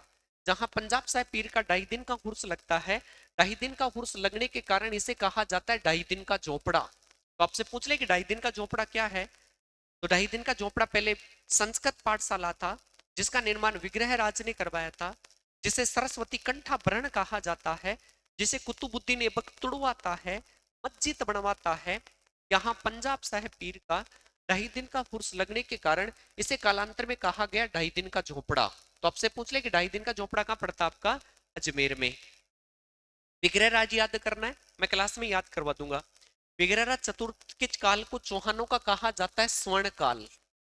आपसे पूछे कि चौहानों का स्वर्ण काल किस राजा के काल को कहा जाता है, तो विग्रह राज के काल को कहा जाता है। विग्रह राज के नाम भी दो याद करने हैं, एक है बिसल देव, एक है विग्रह राज। इसके जानकारी के स्रोत भी दो मिलते हैं, एक है ललित विग्रह राज जो सोमदेव के द्वारा लिखी गई है, एक है बिसल देव रासो जो नरपति नाला के द्वारा लिखी गई है। कटी बंधु कटी बांधव या विष्णु अवतार इसके पास में उपाधियां हैं। अजमेर में सबसे पहले संस्कृत पाठशाला का निर्माण करवाया था जिसका नाम सरस्वती कंठाभरण था। कुतुबुद्दीन ऐबक उसे तुड़वा देता है, तुड़वा करके उसकी मस्जिद बनवा देता है। तो कहीं ना कहीं लिखा गया कि राजस्थान की पहली मस्जिद कहलाई। यहाँ पंजाब साहेब पीर का 2.5 दिन का उर्स लगता है जिसे 2.5 दिन का झोपड़ा कहा जाता है। मैं पूछूं आपसे कि 2.5 दिन का झोपड़ा कहाँ बना हुआ है, अजमेर में। कुछ इतिहासकार ऐसा भी बताते कि इस 2.5 दिन के झोपड़े का निर्माण है ना मात्र 2.5 दिन में हो गया था, इसीलिए इसे 2.5 दिन का झोपड़ा कहा जाता है। बाकी यहाँ रियल ये कि पंजाब साहेब पीर का 2.5 दिन का उर्स लगता है, उर्स का मतलब होता है मेला। पंजाब साहेब पीर का 2.5 दिन का उर्स लगने के कारण इसे 2.5 दिन का क्या कहा जाता है, झोपड़ा। तो आपके कौन से राजा हैं, विग्रह राज। विग्रह राज के काल को चौहानों का क्या कहा जाता है, स्वर्ण काल। इस विग्रह राज के बाद में आपके एक राजा हुए जिसका नाम था सोमेश्वर चौहान। सोमेश्वर चौहान की कोई ज्यादा बात नहीं है। सोमेश्वर चौहान ने एक दिल्ली की राजकुमारी थी जिसका नाम था कर्पूरी देवी। इस कर्पूरी देवी से विवाह किया था। इसके दो संतान पैदा हुई थी, एक का नाम तो रखा गया था पृथ्वीराज बड़े वाले का नाम, और एक का नाम था हरिराज। एक का नाम है पृथ्वीराज, एक का नाम है हरिराज। ऐसे बताते कि इस सोमेश्वर के समय जगह थी गुजरात, और गुजरात में चालुक्य वंश का राज था। चालुक्य वंश का राजा था जिसका नाम था भीम सिंह सेकंड या भीमदेव सेकंड। ऐसे बताते कि भीमदेव सेकंड के साथ लड़ता हुआ मारा गया था सोमेश्वर चौहान। कोई ज्यादा बड़ी बात नहीं है, बस इतनी सी याद रखनी है कि सोमेश्वर चौहान है जिनने कर्पूरी देवी नामक महिला से शादी की है, जिसके दो संतान हैं, पृथ्वीराज है, हरिराज है। गुजरात के चालुक्य भीम या चालुक्य वंश के राजा भीमदेव सेकंड के साथ लड़ता हुआ मारा गया था। इसने अजमेर में 5 मंदिर बनवाए थे जिन्हें कल्प वृक्ष मंदिर कहा जाता है। इसने खुद की अर्णोराज की अजमेर में मूर्ति लगाई थी। सोमेश्वर चौहान मारा गया तो इसके बाद में राजा बना था इसका बेटा जिसका नाम था पृथ्वीराज थर्ड। इंपोर्टेंट राजा है पृथ्वीराज थर्ड, पढ़ने लायक राजा है, आरपीएससी का यूं अधीनस्थ बोर्ड का फेवरेट भी है। आरएस प्री के अकॉर्डिंग तो इसमें मेंस और प्री में दोनों में क्वेश्चन आते हैं इससे। पृथ्वीराज याद करने लायक है, छोटी मोटी एग्जाम में तो सीधा ही पूछ लेता है इसके बारे में। पृथ्वीराज के पिता का नाम था सोमेश्वर, मम्मी का नाम था कर्पूरी देवी। इस पृथ्वीराज का जो जन्म हुआ था ना, ये जन्म हुआ था 1166 में, और ये राजा बन गया था 1177 में। ये राजा रहा था 1192 तक। जन्म हुआ 1166 में, राजा बना 1177 में, और 1192 तक राजा रहा। मात्र 11 साल की आयु में राजा बन गया था। लगभग इसने 77 से आपके 92 हो गए, तो लगभग लगभग इसने 15 वर्षों तक शासन किया था। कभी आपसे पूछ ले कि पृथ्वीराज कितने वर्ष की आयु में राजा बन गया था, तो मात्र 11 वर्ष की आयु में राजा बन गया था, और इसने 15 वर्षों तक क्या किया था, शासन। पिता का नाम सोमेश्वर है, मम्मी का जो नाम है वो कर्पूरी देवी है। 11 वर्ष का राजा बना तो इसका जो संरक्षिका बनी थी वो कर्पूरी देवी बनी थी। कर्पूरी देवी को राजस्थान की प्रथम महिला संरक्षिका कहा जाता है। आपसे पूछ ले राजस्थान की कोई प्रथम महिला शिक्षिका बनी थी तो कौन बनी थी? कर्पूरी देवी। किसकी बनी थी? पृथ्वीराज की। पृथ्वीराज के घोड़े का नाम नाट्य रम्या है। पृथ्वीराज के पास में दो तीन उपाधियां हैं। इसे राय फितोरा कहा जाता है। कभी सीधा एग्जाम में पूछ ले कि राय फितोरा की उपाधि किसके पास है, तो पृथ्वीराज के पास है। इसे दल पंगुल कहा जाता है। दल पंगुल का मतलब होता है विश्व विजेता। इसे अंतिम हिंदू सम्राट कहा जाता है। हिंदुस्तान की गद्दी पर बैठने वाला अंतिम हिंदू कोई सम्राट था तो आपका पृथ्वीराज था, इसीलिए इसे अंतिम हिंदू सम्राट कहा जाता है। दल पंगुल कहा जाता है, राय फितोरा कहा जाता है। पूछ ले आपसे कि सारी उपाधियां किसके पास हैं? पृथ्वीराज के पास। इसके घोड़े का नाम क्या है? नाट्य रम्या। मैं 1 मिनट में आपको रिपीट करवा देता हूं। पृथ्वीराज, पृथ्वीराज थर्ड, जिसके पिता का नाम है सोमेश्वर, मम्मी का नाम है कर्पूरी देवी। कर्पूरी देवी इसकी संरक्षिका बनी थी क्योंकि मात्र 11 वर्ष की आयु में राजा बन गया था। कर्पूरी देवी को राजस्थान की प्रथम महिला संरक्षिका कहा जाता है। ये 11 वर्ष की आयु में राजा बना, 77 में राजा बना, 92 तक रहा, लगभग 15 वर्षों तक राजा रहा। इसका जीवन काल था वो मात्र 25-26 साल का ही था। ये 25-26 साल की आयु में तो बंदा कितने बड़ा बड़े काम कर गया था, मैं पढ़ाऊंगा आपको। इसके पास में 3 उपाधियां हैं। राय फितोरा, दंगल दल पंगुल कहा जाता है, अंतिम अंतिम हिंदू सम्राट कहा जाता है। घोड़े का नाम है नाट्य रम्या। इसके 4 प्रधानमंत्री थे। एक का नाम तो था कदम्बास, एक का नाम था भुवनमल, एक का नाम था वामन, एक का नाम था सोड। तो कभी पूछ ले आपसे कि कदम्बास, भुवनमल, वामन, सोड किसके प्रधानमंत्री तो थे? ये थे पृथ्वी। ऐसी छोटी मोटी चीजों को तो तुम ये उंगलियों पे ही रखा करो। कदम्बास, भुवनमल, वामन, सोड इसके पृथ्वीराज के प्रधानमंत्री थे। आओ देखो, मैं छोटी सी बात करूं, पृथ्वीराज पढ़ाना चालू करूं। पृथ्वीराज जब राजा बना, पृथ्वीराज थर्ड जब राजा बना, तो राजा बनते ही इस पृथ्वीराज के चाचा का लड़का था जिसका नाम था नागार्जुन। सबसे पहले विरोध किया पृथ्वीराज का नागार्जुन ने। कल आप नौकरी लगोगे तो सबसे ज्यादा दुख होगा ना, खुशी खुशी कुछ भी हो सकता है, लेकिन सबसे ज्यादा दुख होगा वो अपने आसपास के लोगों को होगा। बाहर वालों को तो मतलब ही क्या है हमसे। सबसे ज्यादा जो दुख, मतलब उनको दुख होगा वो आसपास के लोगों को होगा। आसपास के लोगों को इसलिए होगा कि आप सक्सेस हो गए, अब आपसे पीछे रहेंगे। तो पृथ्वीराज जैसे ही राजा बना, तो राजा बनते ही सबसे ज्यादा दुख हुआ वो उनके चाचा के लड़के नागार्जुन को हुआ। पृथ्वीराज अपने प्रधानमंत्रियों का सहयोग लेता है और राजा बनते ही सबसे पहले नागार्जुन का क्या करता है? दमन। आपसे कभी पूछ ले कि पृथ्वीराज राजा बनते ही किसका दमन किया था, तो अपने चाचा के लड़के नागार्जुन का दमन किया था। उत्तरी भारत के अंदर एक जाति रहती है जिस जाति का नाम है बंडानक जाति। इस बंडानक जाति उधर हिसार साइड में थी। जब पृथ्वीराज दिल्ली अजमेर तक का राजा बना हुआ था पृथ्वीराज, तो इधर से ये बंडानक जाति का ध्यान नहीं लगाता ना। ये बंडानक जाति धीरे धीरे धीरे धीरे बढ़ते बढ़ते दिल्ली तक चली गई।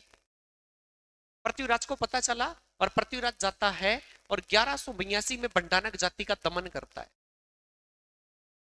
आपसे पूछे कि पृथ्वीराज पढ़ रहे हैं, पृथ्वीराज ने राजा बनते ही अपने चाचा के लड़के नागार्जुन का दमन कर दिया था। 1182 में पृथ्वीराज ने बंडानक जाति का दमन कर दिया था। घटना कुछ इस कदर घटी कि एक जगह है जिस जगह का नाम है महोब्बा, यूपी में पड़ता है।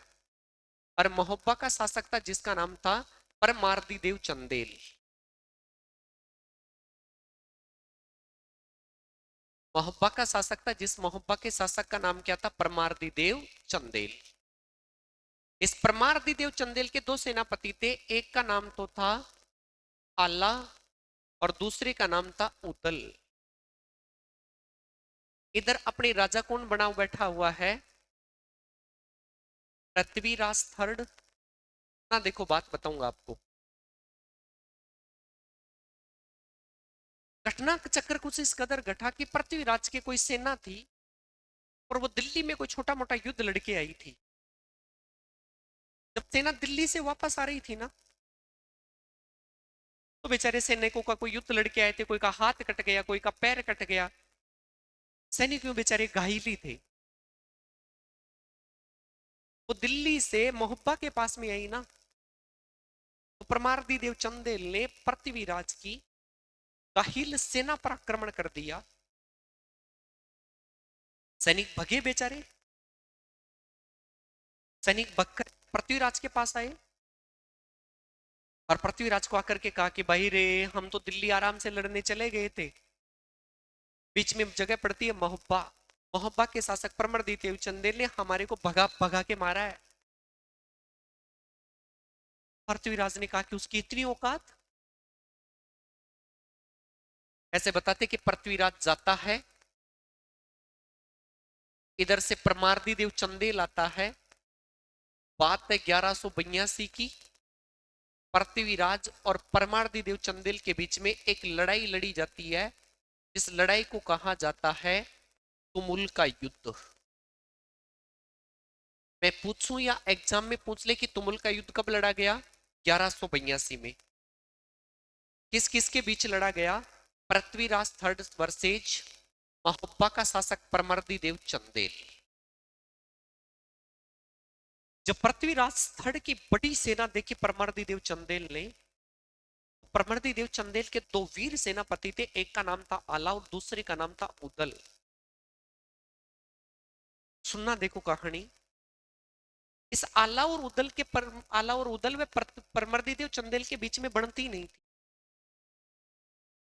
इनके बीच में किसी बात को लेकर के नाराजगी चल रही थी। तो आला और उदल परमरदी देव चंदेल की सेना को छोड़कर के गांव गए हुए थे अपने। जब परमरदी देव चंदेल पर आक्रमण करने आया ना पृथ्वीराज, तो पृथ्वीराज के अपने दोनों सैनिक याद आए कि आज मेरा आला और उदल मेरे पास में होता, कितने बेहतरीन लड़ते मेरे सेनापति। कहते हैं कि परमरदी देव चंदेल आला और उदल के पास में जाता है और आला और उदल के पास में जाकर के आला और उदल को कहता है कि तुम चलो, आज तुम्हारा देश मुसीबत में है, तुम चलो देश के लिए लड़ो। आला और उदल ने मना कर दिया कि भाई हम नहीं जाएंगे, लड़ ले तेरे हिसाब से। तुम क्यों नहीं जाओगे? ने कहा तेरी और मेरी तो हमारी तो बनती ही नहीं है, तू तो हमारे से लड़ाइयां करता है। अलाउर और उदल ने साफ साफ मना कर दिया था युद्ध में आने के लिए, लड़ने के लिए साफ साफ मना कर दिया था। ऐसे बताते कि आला और उदल की कोई बूढ़ी माँ थी और उस बूढ़ी माँ ने आला और उदल को अपने पास में बुलाया, बुला करके कहा कि बेटा सुनो, तुम्हारी लड़ाई राजा के साथ है, तुम्हारी लड़ाई धरती के साथ नहीं है, तुम जाओ और धरती के लिए लड़ो। इसीलिए तो कहा जाता है ना कि इला न देनी आपनी हालरियो हुलराय, पूत सिकावे पालने मरण बढ़ावे माई। कि इला न देनी आपनी की धरती कौन देनी? इला न देनी आपनी हालरियो हुलराय, कि जब मम्मी झुलाती है ना झूले में, उसी समय अपने बच्चे को सिखाती है कि बेटा जिस धरती पर तू पड़ रहा ना, बड़ा हो रहा है ना, जिस धरती का अन्न खा रहा है ना, जिस जो धरती माता तेरा वजन झेल रही है ना, इस धरती के लिए कट जाना। इसीलिए तो राजस्थान में तो कहा ही जाता है कि पूत मर्यो हित देश में, जिन अर्ख्यो बंधु समाज, माने अर्खी जन्म देवती, जत्री अर्खी आज। कि बेटा मर गया देश के लिए, बेटा मर गया धरती के लिए। सूत मर्यो हित देश में, कि बेटा मर गया धरती के लिए, जिन अर्ख्यो बंधु समाज, सारा समाज उसकी खुशी में बावड़ा हो गया कि बेटा धरती के लिए मर गया। सूत मर्यो हित देश में अर्ख्यो बंधु समाज, ने अर्खी जन्म देवती, कि जिस दिन मां ने अपने बेटे को जन्म दिया था ना, उस दिन भी इतनी राजी नहीं हुई थी जितनी आज बेटे की मौत पर हो रही है। इसलिए राजस्थान में कहा जाता है कि सूत देश में जिन अर्ख्यो बंधु समाज, मान ने अर्खी जन्म देवती, स्त्री अर्खी आज। आला और उदल की बूढ़ी मां कहती है कि बेटा तुम जाओ और लड़ो धरती, आला और उदल बूढ़ी माँ के कहने पर अपने घोड़े पर सवार होते हैं, तो में तलवार लेते हैं। मैं कहीं था कि आला और उदल पृथ्वी में लड़ने के लिए दोनों आ गए थे मैदान में। इसीलिए तो आला और उदल के लिए एक इतिहासकार था जगनिक। जगनिक जगनिक ने कहा ही था कि आला की सी जवानी, उदल की सी मर्दानी, जीवो तो इन्हीं की तरह जीवो, बाकी व्यर्थ कहानी। किसी आदमी में जवानी आए ना कि तो अल्लाह की सी आए, किसी आदमी में मर्दानगी आए ना तो अल्लाह उदल की सी आए। मुझे नहीं पता तुम कौन सी मर्दानगी की बात कर रहे हैं, लेकिन मैं उस मर्दानगी की बात कर रहा हूं जिसमें दोनों बंदे में कूद गए थे, दोनों बंदे बेहतरीन लड़े थे। आला और उदल के लिए तो कहा ही जाता है कि 12 वर्ष कुकर जिए, 13 वर्ष सियार, 18 वर्ष क्षत्रिय जिए, बाकी जीवन। 12 वर्ष कुत्ता जीता है, 13 वर्ष सिंहार जीता है। यदि कोई राजपूत है, क्षत्रिय है, और वो 18 साल का है फिर भी जिंदा है तो धिक्कार है। राजस्थान में एक बार ऐसी स्थिति आ गई थी कि राजस्थान में 18 साल से ऊपर कोई लड़का या कोई आदमी नहीं बचा था, लड़ते हुए मारे गए थे सारे। यदि 18 साल से ऊपर कोई जिंदा तो उसे कहते थे तू काहे का क्षत्रिय है, तो भी कोई लड़ाई नहीं लड़ा। इसलिए कहा जाता है कि 12 वर्ष कुकर जिए, 18 वर्ष सियार, सॉरी 12 वर्ष कुकर जिए, 13 वर्ष सियार, 18 वर्ष क्षत्रिय जिए, बाकी जीवन धिक्कार। परमर्दी देव चंदेल और इस पृथ्वीराज के बीच में नारायणा के मैदान में एक लड़ाई लड़ी जाती है, और इस लड़ाई का नाम था तुमुल का युद्ध, जो 1182 में लड़ा था। और इस पृथ्वीराज की इसमें जीत हो जाती है, पृथ्वीराज की जीत हो गई, और परमर्दी चंदेल की क्या हो गई, हार। पृथ्वीराज जीतता है, महोबा की जागीरी एक आदमी है जिस आदमी का नाम है पंजवन राय, इस पंजवन राय को भेंट कर देता है। साथियों राजस्थान में और हमारे इधर तो होता ही था कि कौन जीत रहा है कौन हार रहा है उसको कोई याद नहीं रखता, याद उसे रखा जाता है जो बेहतरीन कौन लड़ा था। इस युद्ध में पृथ्वीराज की जीत हुई है, लेकिन आज भी वीरता की जो किस्से गाए जाते हैं, वीरता की जो बात बताई जाती है, वो आला और उदल की बताई जाती है। जीता होगा पृथ्वीराज, बेहतरीन लड़े थे दोनों बंदे। ग्रीष्मेल का युद्ध हुआ था 1544 में राजस्थान में, जिसमें शेरशाह सूरी जीता था। पर भी आज भी राजस्थान की किताबें, राजस्थान की मिट्टी, राजस्थान की मिट्टी उन दो सेनापतियों के नाम या दो सेनापतियों के जिक्र करती है। अलाउद्दीन खिलजी चित्तौड़ पर आक्रमण करने आया था, अलाउद्दीन खिलजी जीता था। पर आज भी चित्तौड़गढ़, मेवाड़ की मिट्टी गोरा और बादल का गुणगान करती है। क्या बेहतरीन लड़े थे वो। ग्रीष्मेल के युद्ध में क्या दो बेहतरीन सेनापति लड़े थे, तुमुल के युद्ध में क्या दो बेहतरीन सेनापति लड़े थे। दल इतिहास उसे याद नहीं रखता कौन जीता है कौन हारा है, इतिहास उसे याद रखता है कि बेहतरीन कौन लड़ा है। राजा बनते ही अपने चाचा के लड़के नागार्जुन का दमन किया, राजा बनने के बाद में भंडारक जाति का दमन किया। 1182 में मोहब्बा का युद्ध लड़ा, तुमुल का युद्ध लड़ा, जिसमें पृथ्वीराज की जीत हुई। जीत करके पंजवन राय को भेंट करता है। आला और उदल लड़े थे इस लड़ाई में।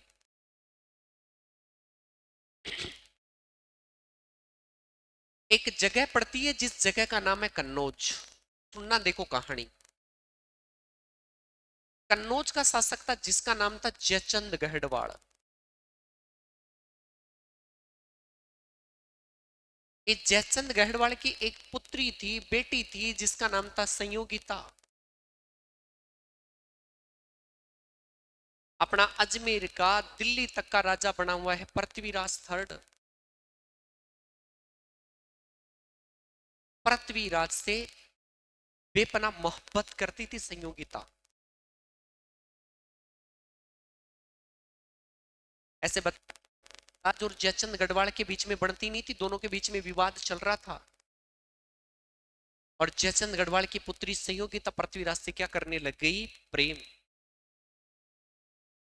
जब एक दुश्मन की बेटी दूसरे दुश्मन से प्रेम करे, प्यार करे, इससे ज्यादा गलत क्या ही हो सकता है। जब इस बात का पता जयचंद गढ़वाल को चला था ना कि मेरी बेटी संयोगिता पृथ्वीराज से प्रेम करती है, ऐसे बताते हैं कि जयचंद गढ़वाल ने अपनी पुत्री संयोगिता का स्वयंवर लगवाया था। स्वयंवर का मतलब होता है स्वयं, खुद, वर का मतलब पति, जिसमें खुद लड़की अपना पति चुन ले उससे स्वयंवर कहा जाता है। जिसमें भारत के सभी राजाओं के पास में पत्र भिजवाया गया, जयचंद गढ़वाल के द्वारा कहा गया कि मैं मेरी बेटी संयोगिता का स्वयंवर रच रहा हूं, तुम आओ और मेरी बेटी संयोगिता जिसको पसंद करेगी उसके माला डाल देगी। ऐसे बताते कि भारत के जितने भी बड़े बड़े राजा थे सब गए थे स्वयंवर में, पृथ्वीराज को निमंत्रण नहीं दिया था। जब पृथ्वीराज को निमंत्रण नहीं दिया तो पृथ्वीराज को पता चला कि यार संयोगिता मेरे से प्रेम करती है, मैं भी संयोगिता से प्रेम करता हूं, आज संयोगिता की शादी है, आज संयोगिता लाल जोड़े में कैसी लग रही होगी, से कम मैं संयोगिता को देखूं तो सही एक बार, देखूं मैं उसे कि वो लाल जोड़े में कैसी लग रही है, देखूं मैं उसे कि वो किसके माला डालती है, देखूं मैं उसे कि मेरे लिए आंखों में प्यार है कि नहीं है। ऐसे बताते कि पृथ्वीराज अपने दोस्त चंद्र बरदाई को साथ लेता है, जोगी के से वेश धारण करता है और स्वयंवर में चला गया। स्वयंवर में मंच लगा हुआ था, भारत के बड़े बड़े सभी राजाओं के सिंहासन लगे हुए थे, भारत के सभी बड़े बड़े राजा सिंहासन पर बैठे हुए। जब सहयोगिता लाल जोड़े में सज इस पे मंच पर आई, तब तक सहयोगिता को लग रहा था कि पृथ्वीराज आया है पर मैं पृथ्वीराज की माला डाल दूंगी। जब सहयोगिता मंच पे गई ना तो सहयोगिता की सखी सहेली थी ना, सखी सहेलियों को सहयोगिता पूछती है पृथ्वीराज नहीं आया क्या। सहेलियों ने कहा कि बुलाया, तेरा उसका अपमान करने के लिए पृथ्वीराज की एक लोहे की मूर्ति बनाई है और वहां रख दी जहां बाकी सब राजाओं ने अपने जूते खोले थे। जयचंद भारत के सभी राजाओं को यह दिखाना चाहता है कि पृथ्वीराज की मेरी नजर में क्या औकात है।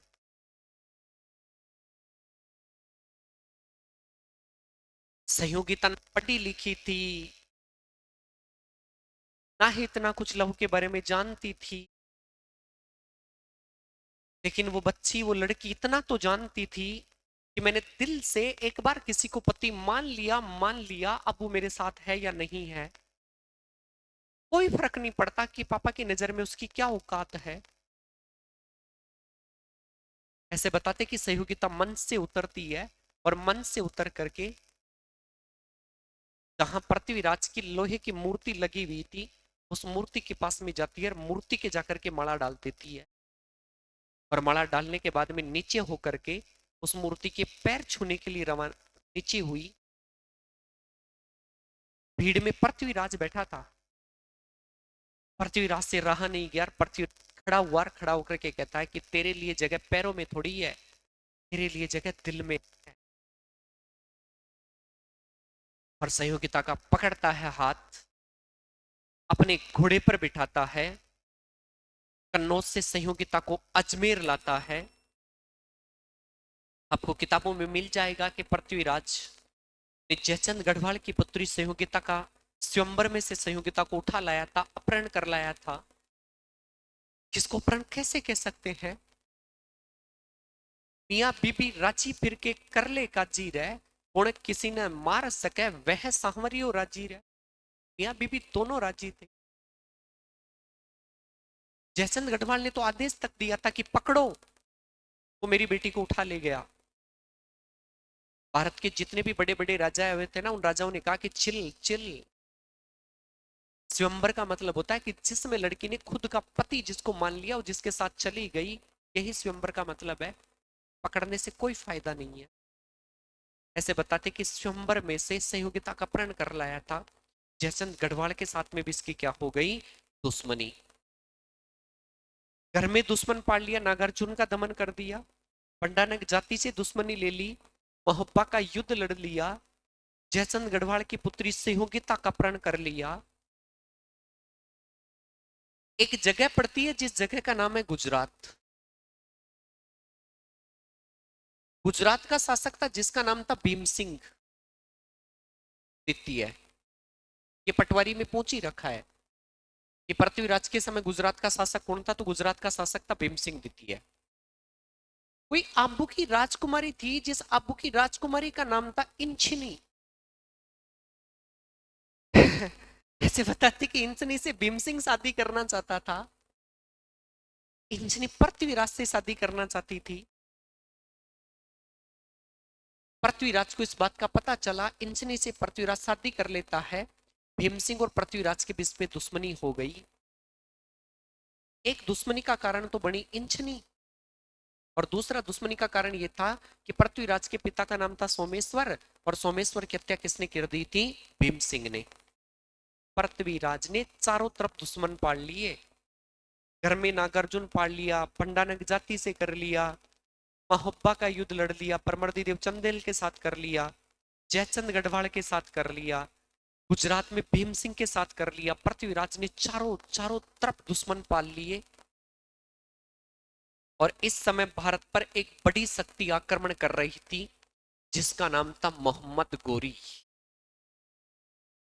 कुछ बताते कि मोहम्मद गोरी ने 19 बार आक्रमण किया, कुछ बताते कि मोहम्मद गोरी ने 21 बार किया, कुछ बताते 23 बार किया, कुछ बताते 24 बार किया। जितनी भी बार आक्रमण किया, लेकिन भारत पर एक बड़ी शक्ति आक्रमण कर रही थी जिसका नाम था मोहम्मद गोरी, और दिल्ली का राजा बैठा हुआ था जिसका नाम था पृथ्वीराज।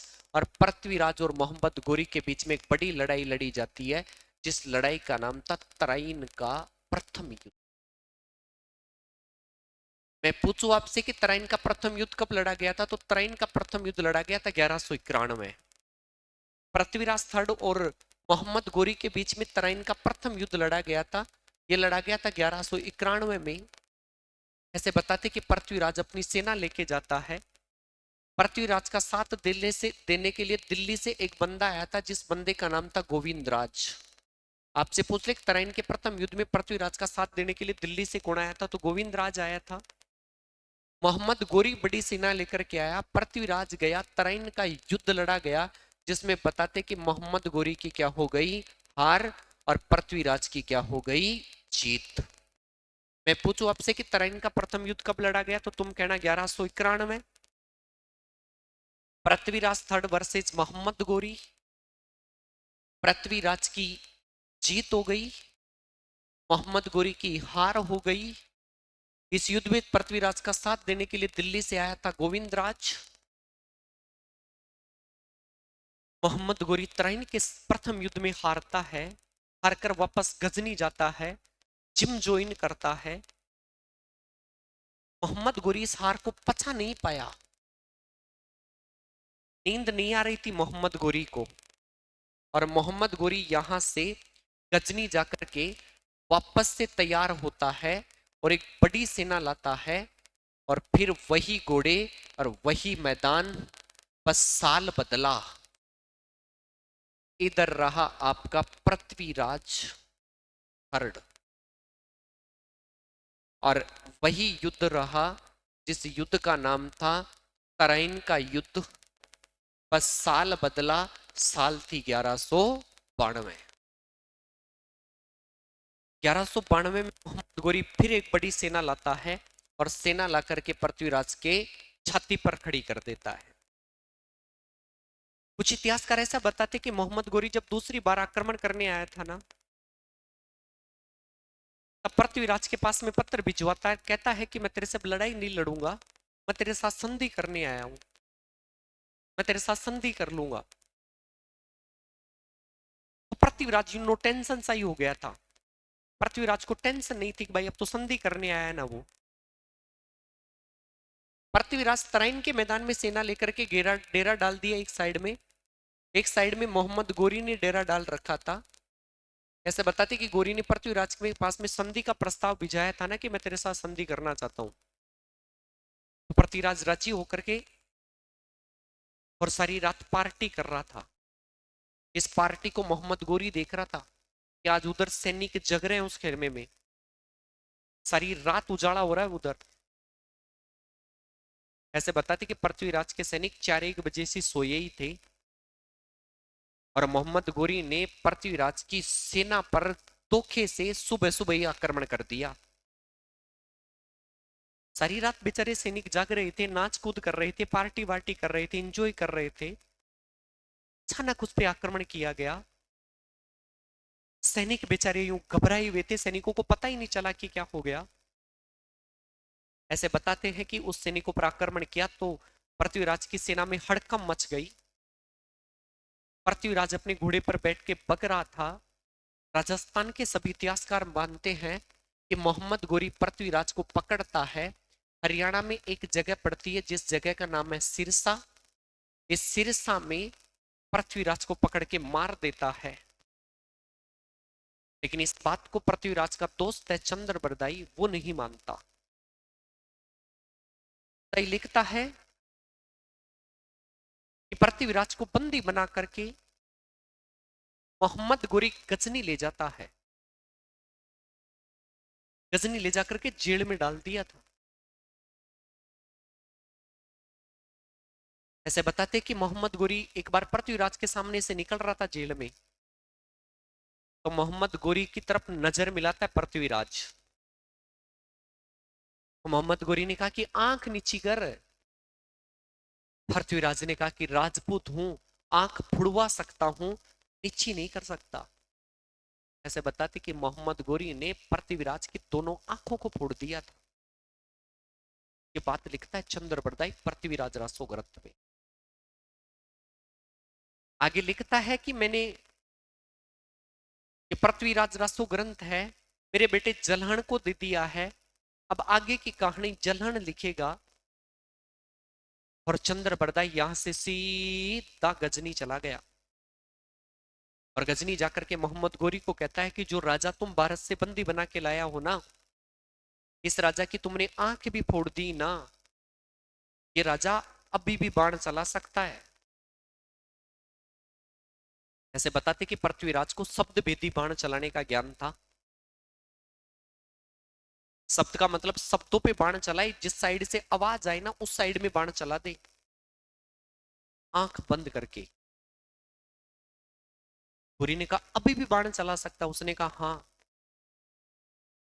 गोरी ने कहा दिखाओ ये नजारा, आंख फोड़ने के बाद भी बाण चला सकता है।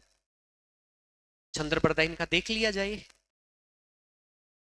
ऐसे बताते कि गोरी अपना बहुत बड़ा सिंहासन लगाता है जिस पर गोरी बैठता है। नीचे ये सीन देखने के लिए जनता आई हुई थी गजनी की।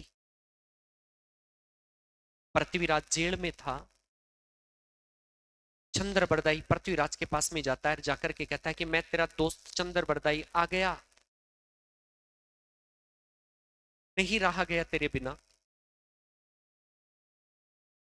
और आज चंद्रबरदाई कहता है कि पृथ्वीराज को क्या, गोरी आंख फुड़वाने के बाद भी तू बाण चला सकता है, तेरी वो कला देखना चाहता है, मत चूकना पृथ्वीराज। मैं दोहा बोलूं, जिस साइड से आवाज आए उस साइड में बाण चला देना। ऐसे बताते कि गोरी सिंहासन पे बैठ गया, नीचे जनता बैठी हुई थी। सिंहासन के पास में पृथ्वी चंद्रबरदाई खड़ा हो गया। एक साइड में पृथ्वीराज को खड़ा किया गया, आंख फूट रही थी बेचारे की।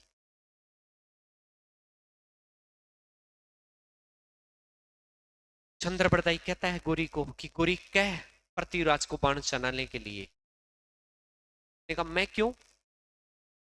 उसने कहा कि ये जनता के कहने पर बाण थोड़ी चलाएगा, मेरे कहने पर बाण थोड़ी चलाएगा। माना वो तूने बंदी बना लिया, तेरे अधीन कर लिया, वो भारत का राजा है और एक राजा राजा के कहने पर बाण चलाएगा, हमारे कहने से थोड़ी चलाएगा। से बताते कि गोरी ने कहा कि चला पृथ्वीराज बाण। चंद्रबरदाई एक दोहा बोलता है कि जिस साइड से आवाज आई है उस साइड में 4 बांस 24 गज 8 अंगुली है प्रमाण। ताही बैठो रे गोरी मत चूके चौहान। पहले लंबाई नापी जाती थी बांस से। चंद्र बरदाई कहता है कि जिस साइड से आवाज आई है उस साइड में 4 बांस 24 गज, गज जानते हो कारीगर रखता है, 4 बांस 24 गज, अष्ट अंगुली है प्रमाण, ताही बैठो रे गोरी मत चूके चौहान। से बताते कि पृथ्वीराज ने जिस साइड से आवाज आई है ना उस साइड से लंबाई उम्बाई को फिक्स करता है। ऐसे बताते गोरी पर बरसात कर दी थी बाणों की। ऐसे बताते कि गोरी मारा जाता है। चंद्र बरदाई को लगा कि अब गोरी के सैनिक मार देंगे पृथ्वीराज को। चंद्र बरदाई अपनी कटार निकालता है, पृथ्वीराज को देता है। ऐसे बताते कि उस कटार के साथ पृथ्वीराज अपनी आत्महत्या कर लेता है, अपनी कटार रोप करके मर आत्महत्या कर लेता है। उसी कटार से चंद्र बरदाई अपनी आत्महत्या कर लेता है। पृथ्वीराज मारा जाता है, चंद्र बरदाई मारा जाता है। पृथ्वीराज का स्मारक गजनी में बना हुआ है, अजमेर में भी बना हुआ है। जैसे ही पृथ्वीराज थर्ड की मृत्यु हुई इसी के साथ अजमेर का चौहान वंश समाप्त हो गया। गौरी ने भारत जीत रखा था। गौरी भारत में एक बंदे को बिठा रखा था जिसका नाम था कुतुबुद्दीन ऐबक। पृथ्वीराज का बेटा था जिसका नाम था गोविंदराज। पृथ्वीराज का बेटा गोविंदराज, ये गोविंदराज कुतुबुद्दीन ऐबक के साथ में संधि करता है। कुतुबुद्दीन इस गोविंदराज को जागीर दे देता है रणथंबोर की, और पृथ्वीराज का बेटा रणथंबोर में जाकर के गोविंदराज चौहान वंश की स्थापना करता है। अजमेर के चौहान वंश समाप्त हुआ। अब पढ़ेंगे रणथंबोर के चौहान आगे की क्लास में। उससे पहले मैं 2-3 बात बताता हूं तुम्हें मेंस के अकॉर्डिंग। कभी आपसे वो पूछ ले कि तराइन के सेकेंड युद्ध में पृथ्वीराज के हार के कारण बताओ, तो तुम लिखना ये सबसे बड़ा बड़ा पहला कारण तो ये था कि पृथ्वीराज ने आसपास के सभी राजाओं के साथ में दुश्मनी कर रखी थी। किसी भी राजा ने पृथ्वीराज का साथ नहीं दिया, पहला कारण। दूसरा कारण बताना कि तराइन के पहले युद्ध में पृथ्वीराज की जीत हुई थी। तराइन के प्रथम युद्ध के बाद पृथ्वीराज को अपने आप पर अभिमान हो गया था, घमंड हो गया था कि मैं तो फिर से हरा दूंगा उसको। तो कहीं ना कहीं पहले युद्ध का अभिमान भी माना जाता है। तीसरा कारण तुम बताना कि मोहम्मद गोरी ने पृथ्वीराज की सेना पर धोखे से आक्रमण कर दिया था, यह भी एक हार का कारण है। कभी आपसे मेंस में ऐसे लिखवा ले कि तराइन के सेकंड युद्ध में पृथ्वीराज की हार के बाद के परिणाम क्या निकले, तो तुम लिखना कि मोहम्मद गोरी भारत जीतता है, पृथ्वीराज हारता है। उस पृथ्वीराज की हार के बाद हिंदुस्तान की गद्दी पर दोबारा तो कोई हिंदू नहीं बैठ पाया। इसी तरह इनके सेकंड युद्ध के बाद विदेशी आक्रमणकर्ताओं का सिलसिला चालू हो गया था,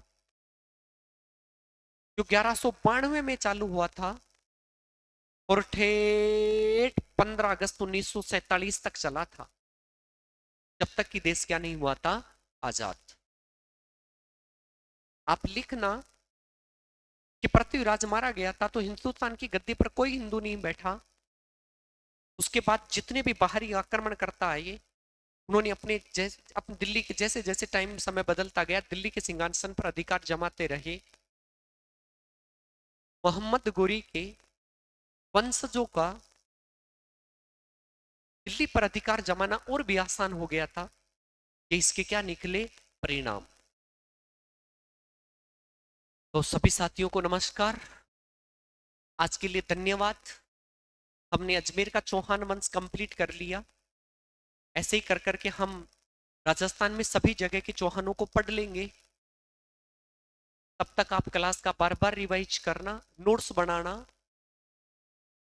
क्लास को ध्यान से सुनना।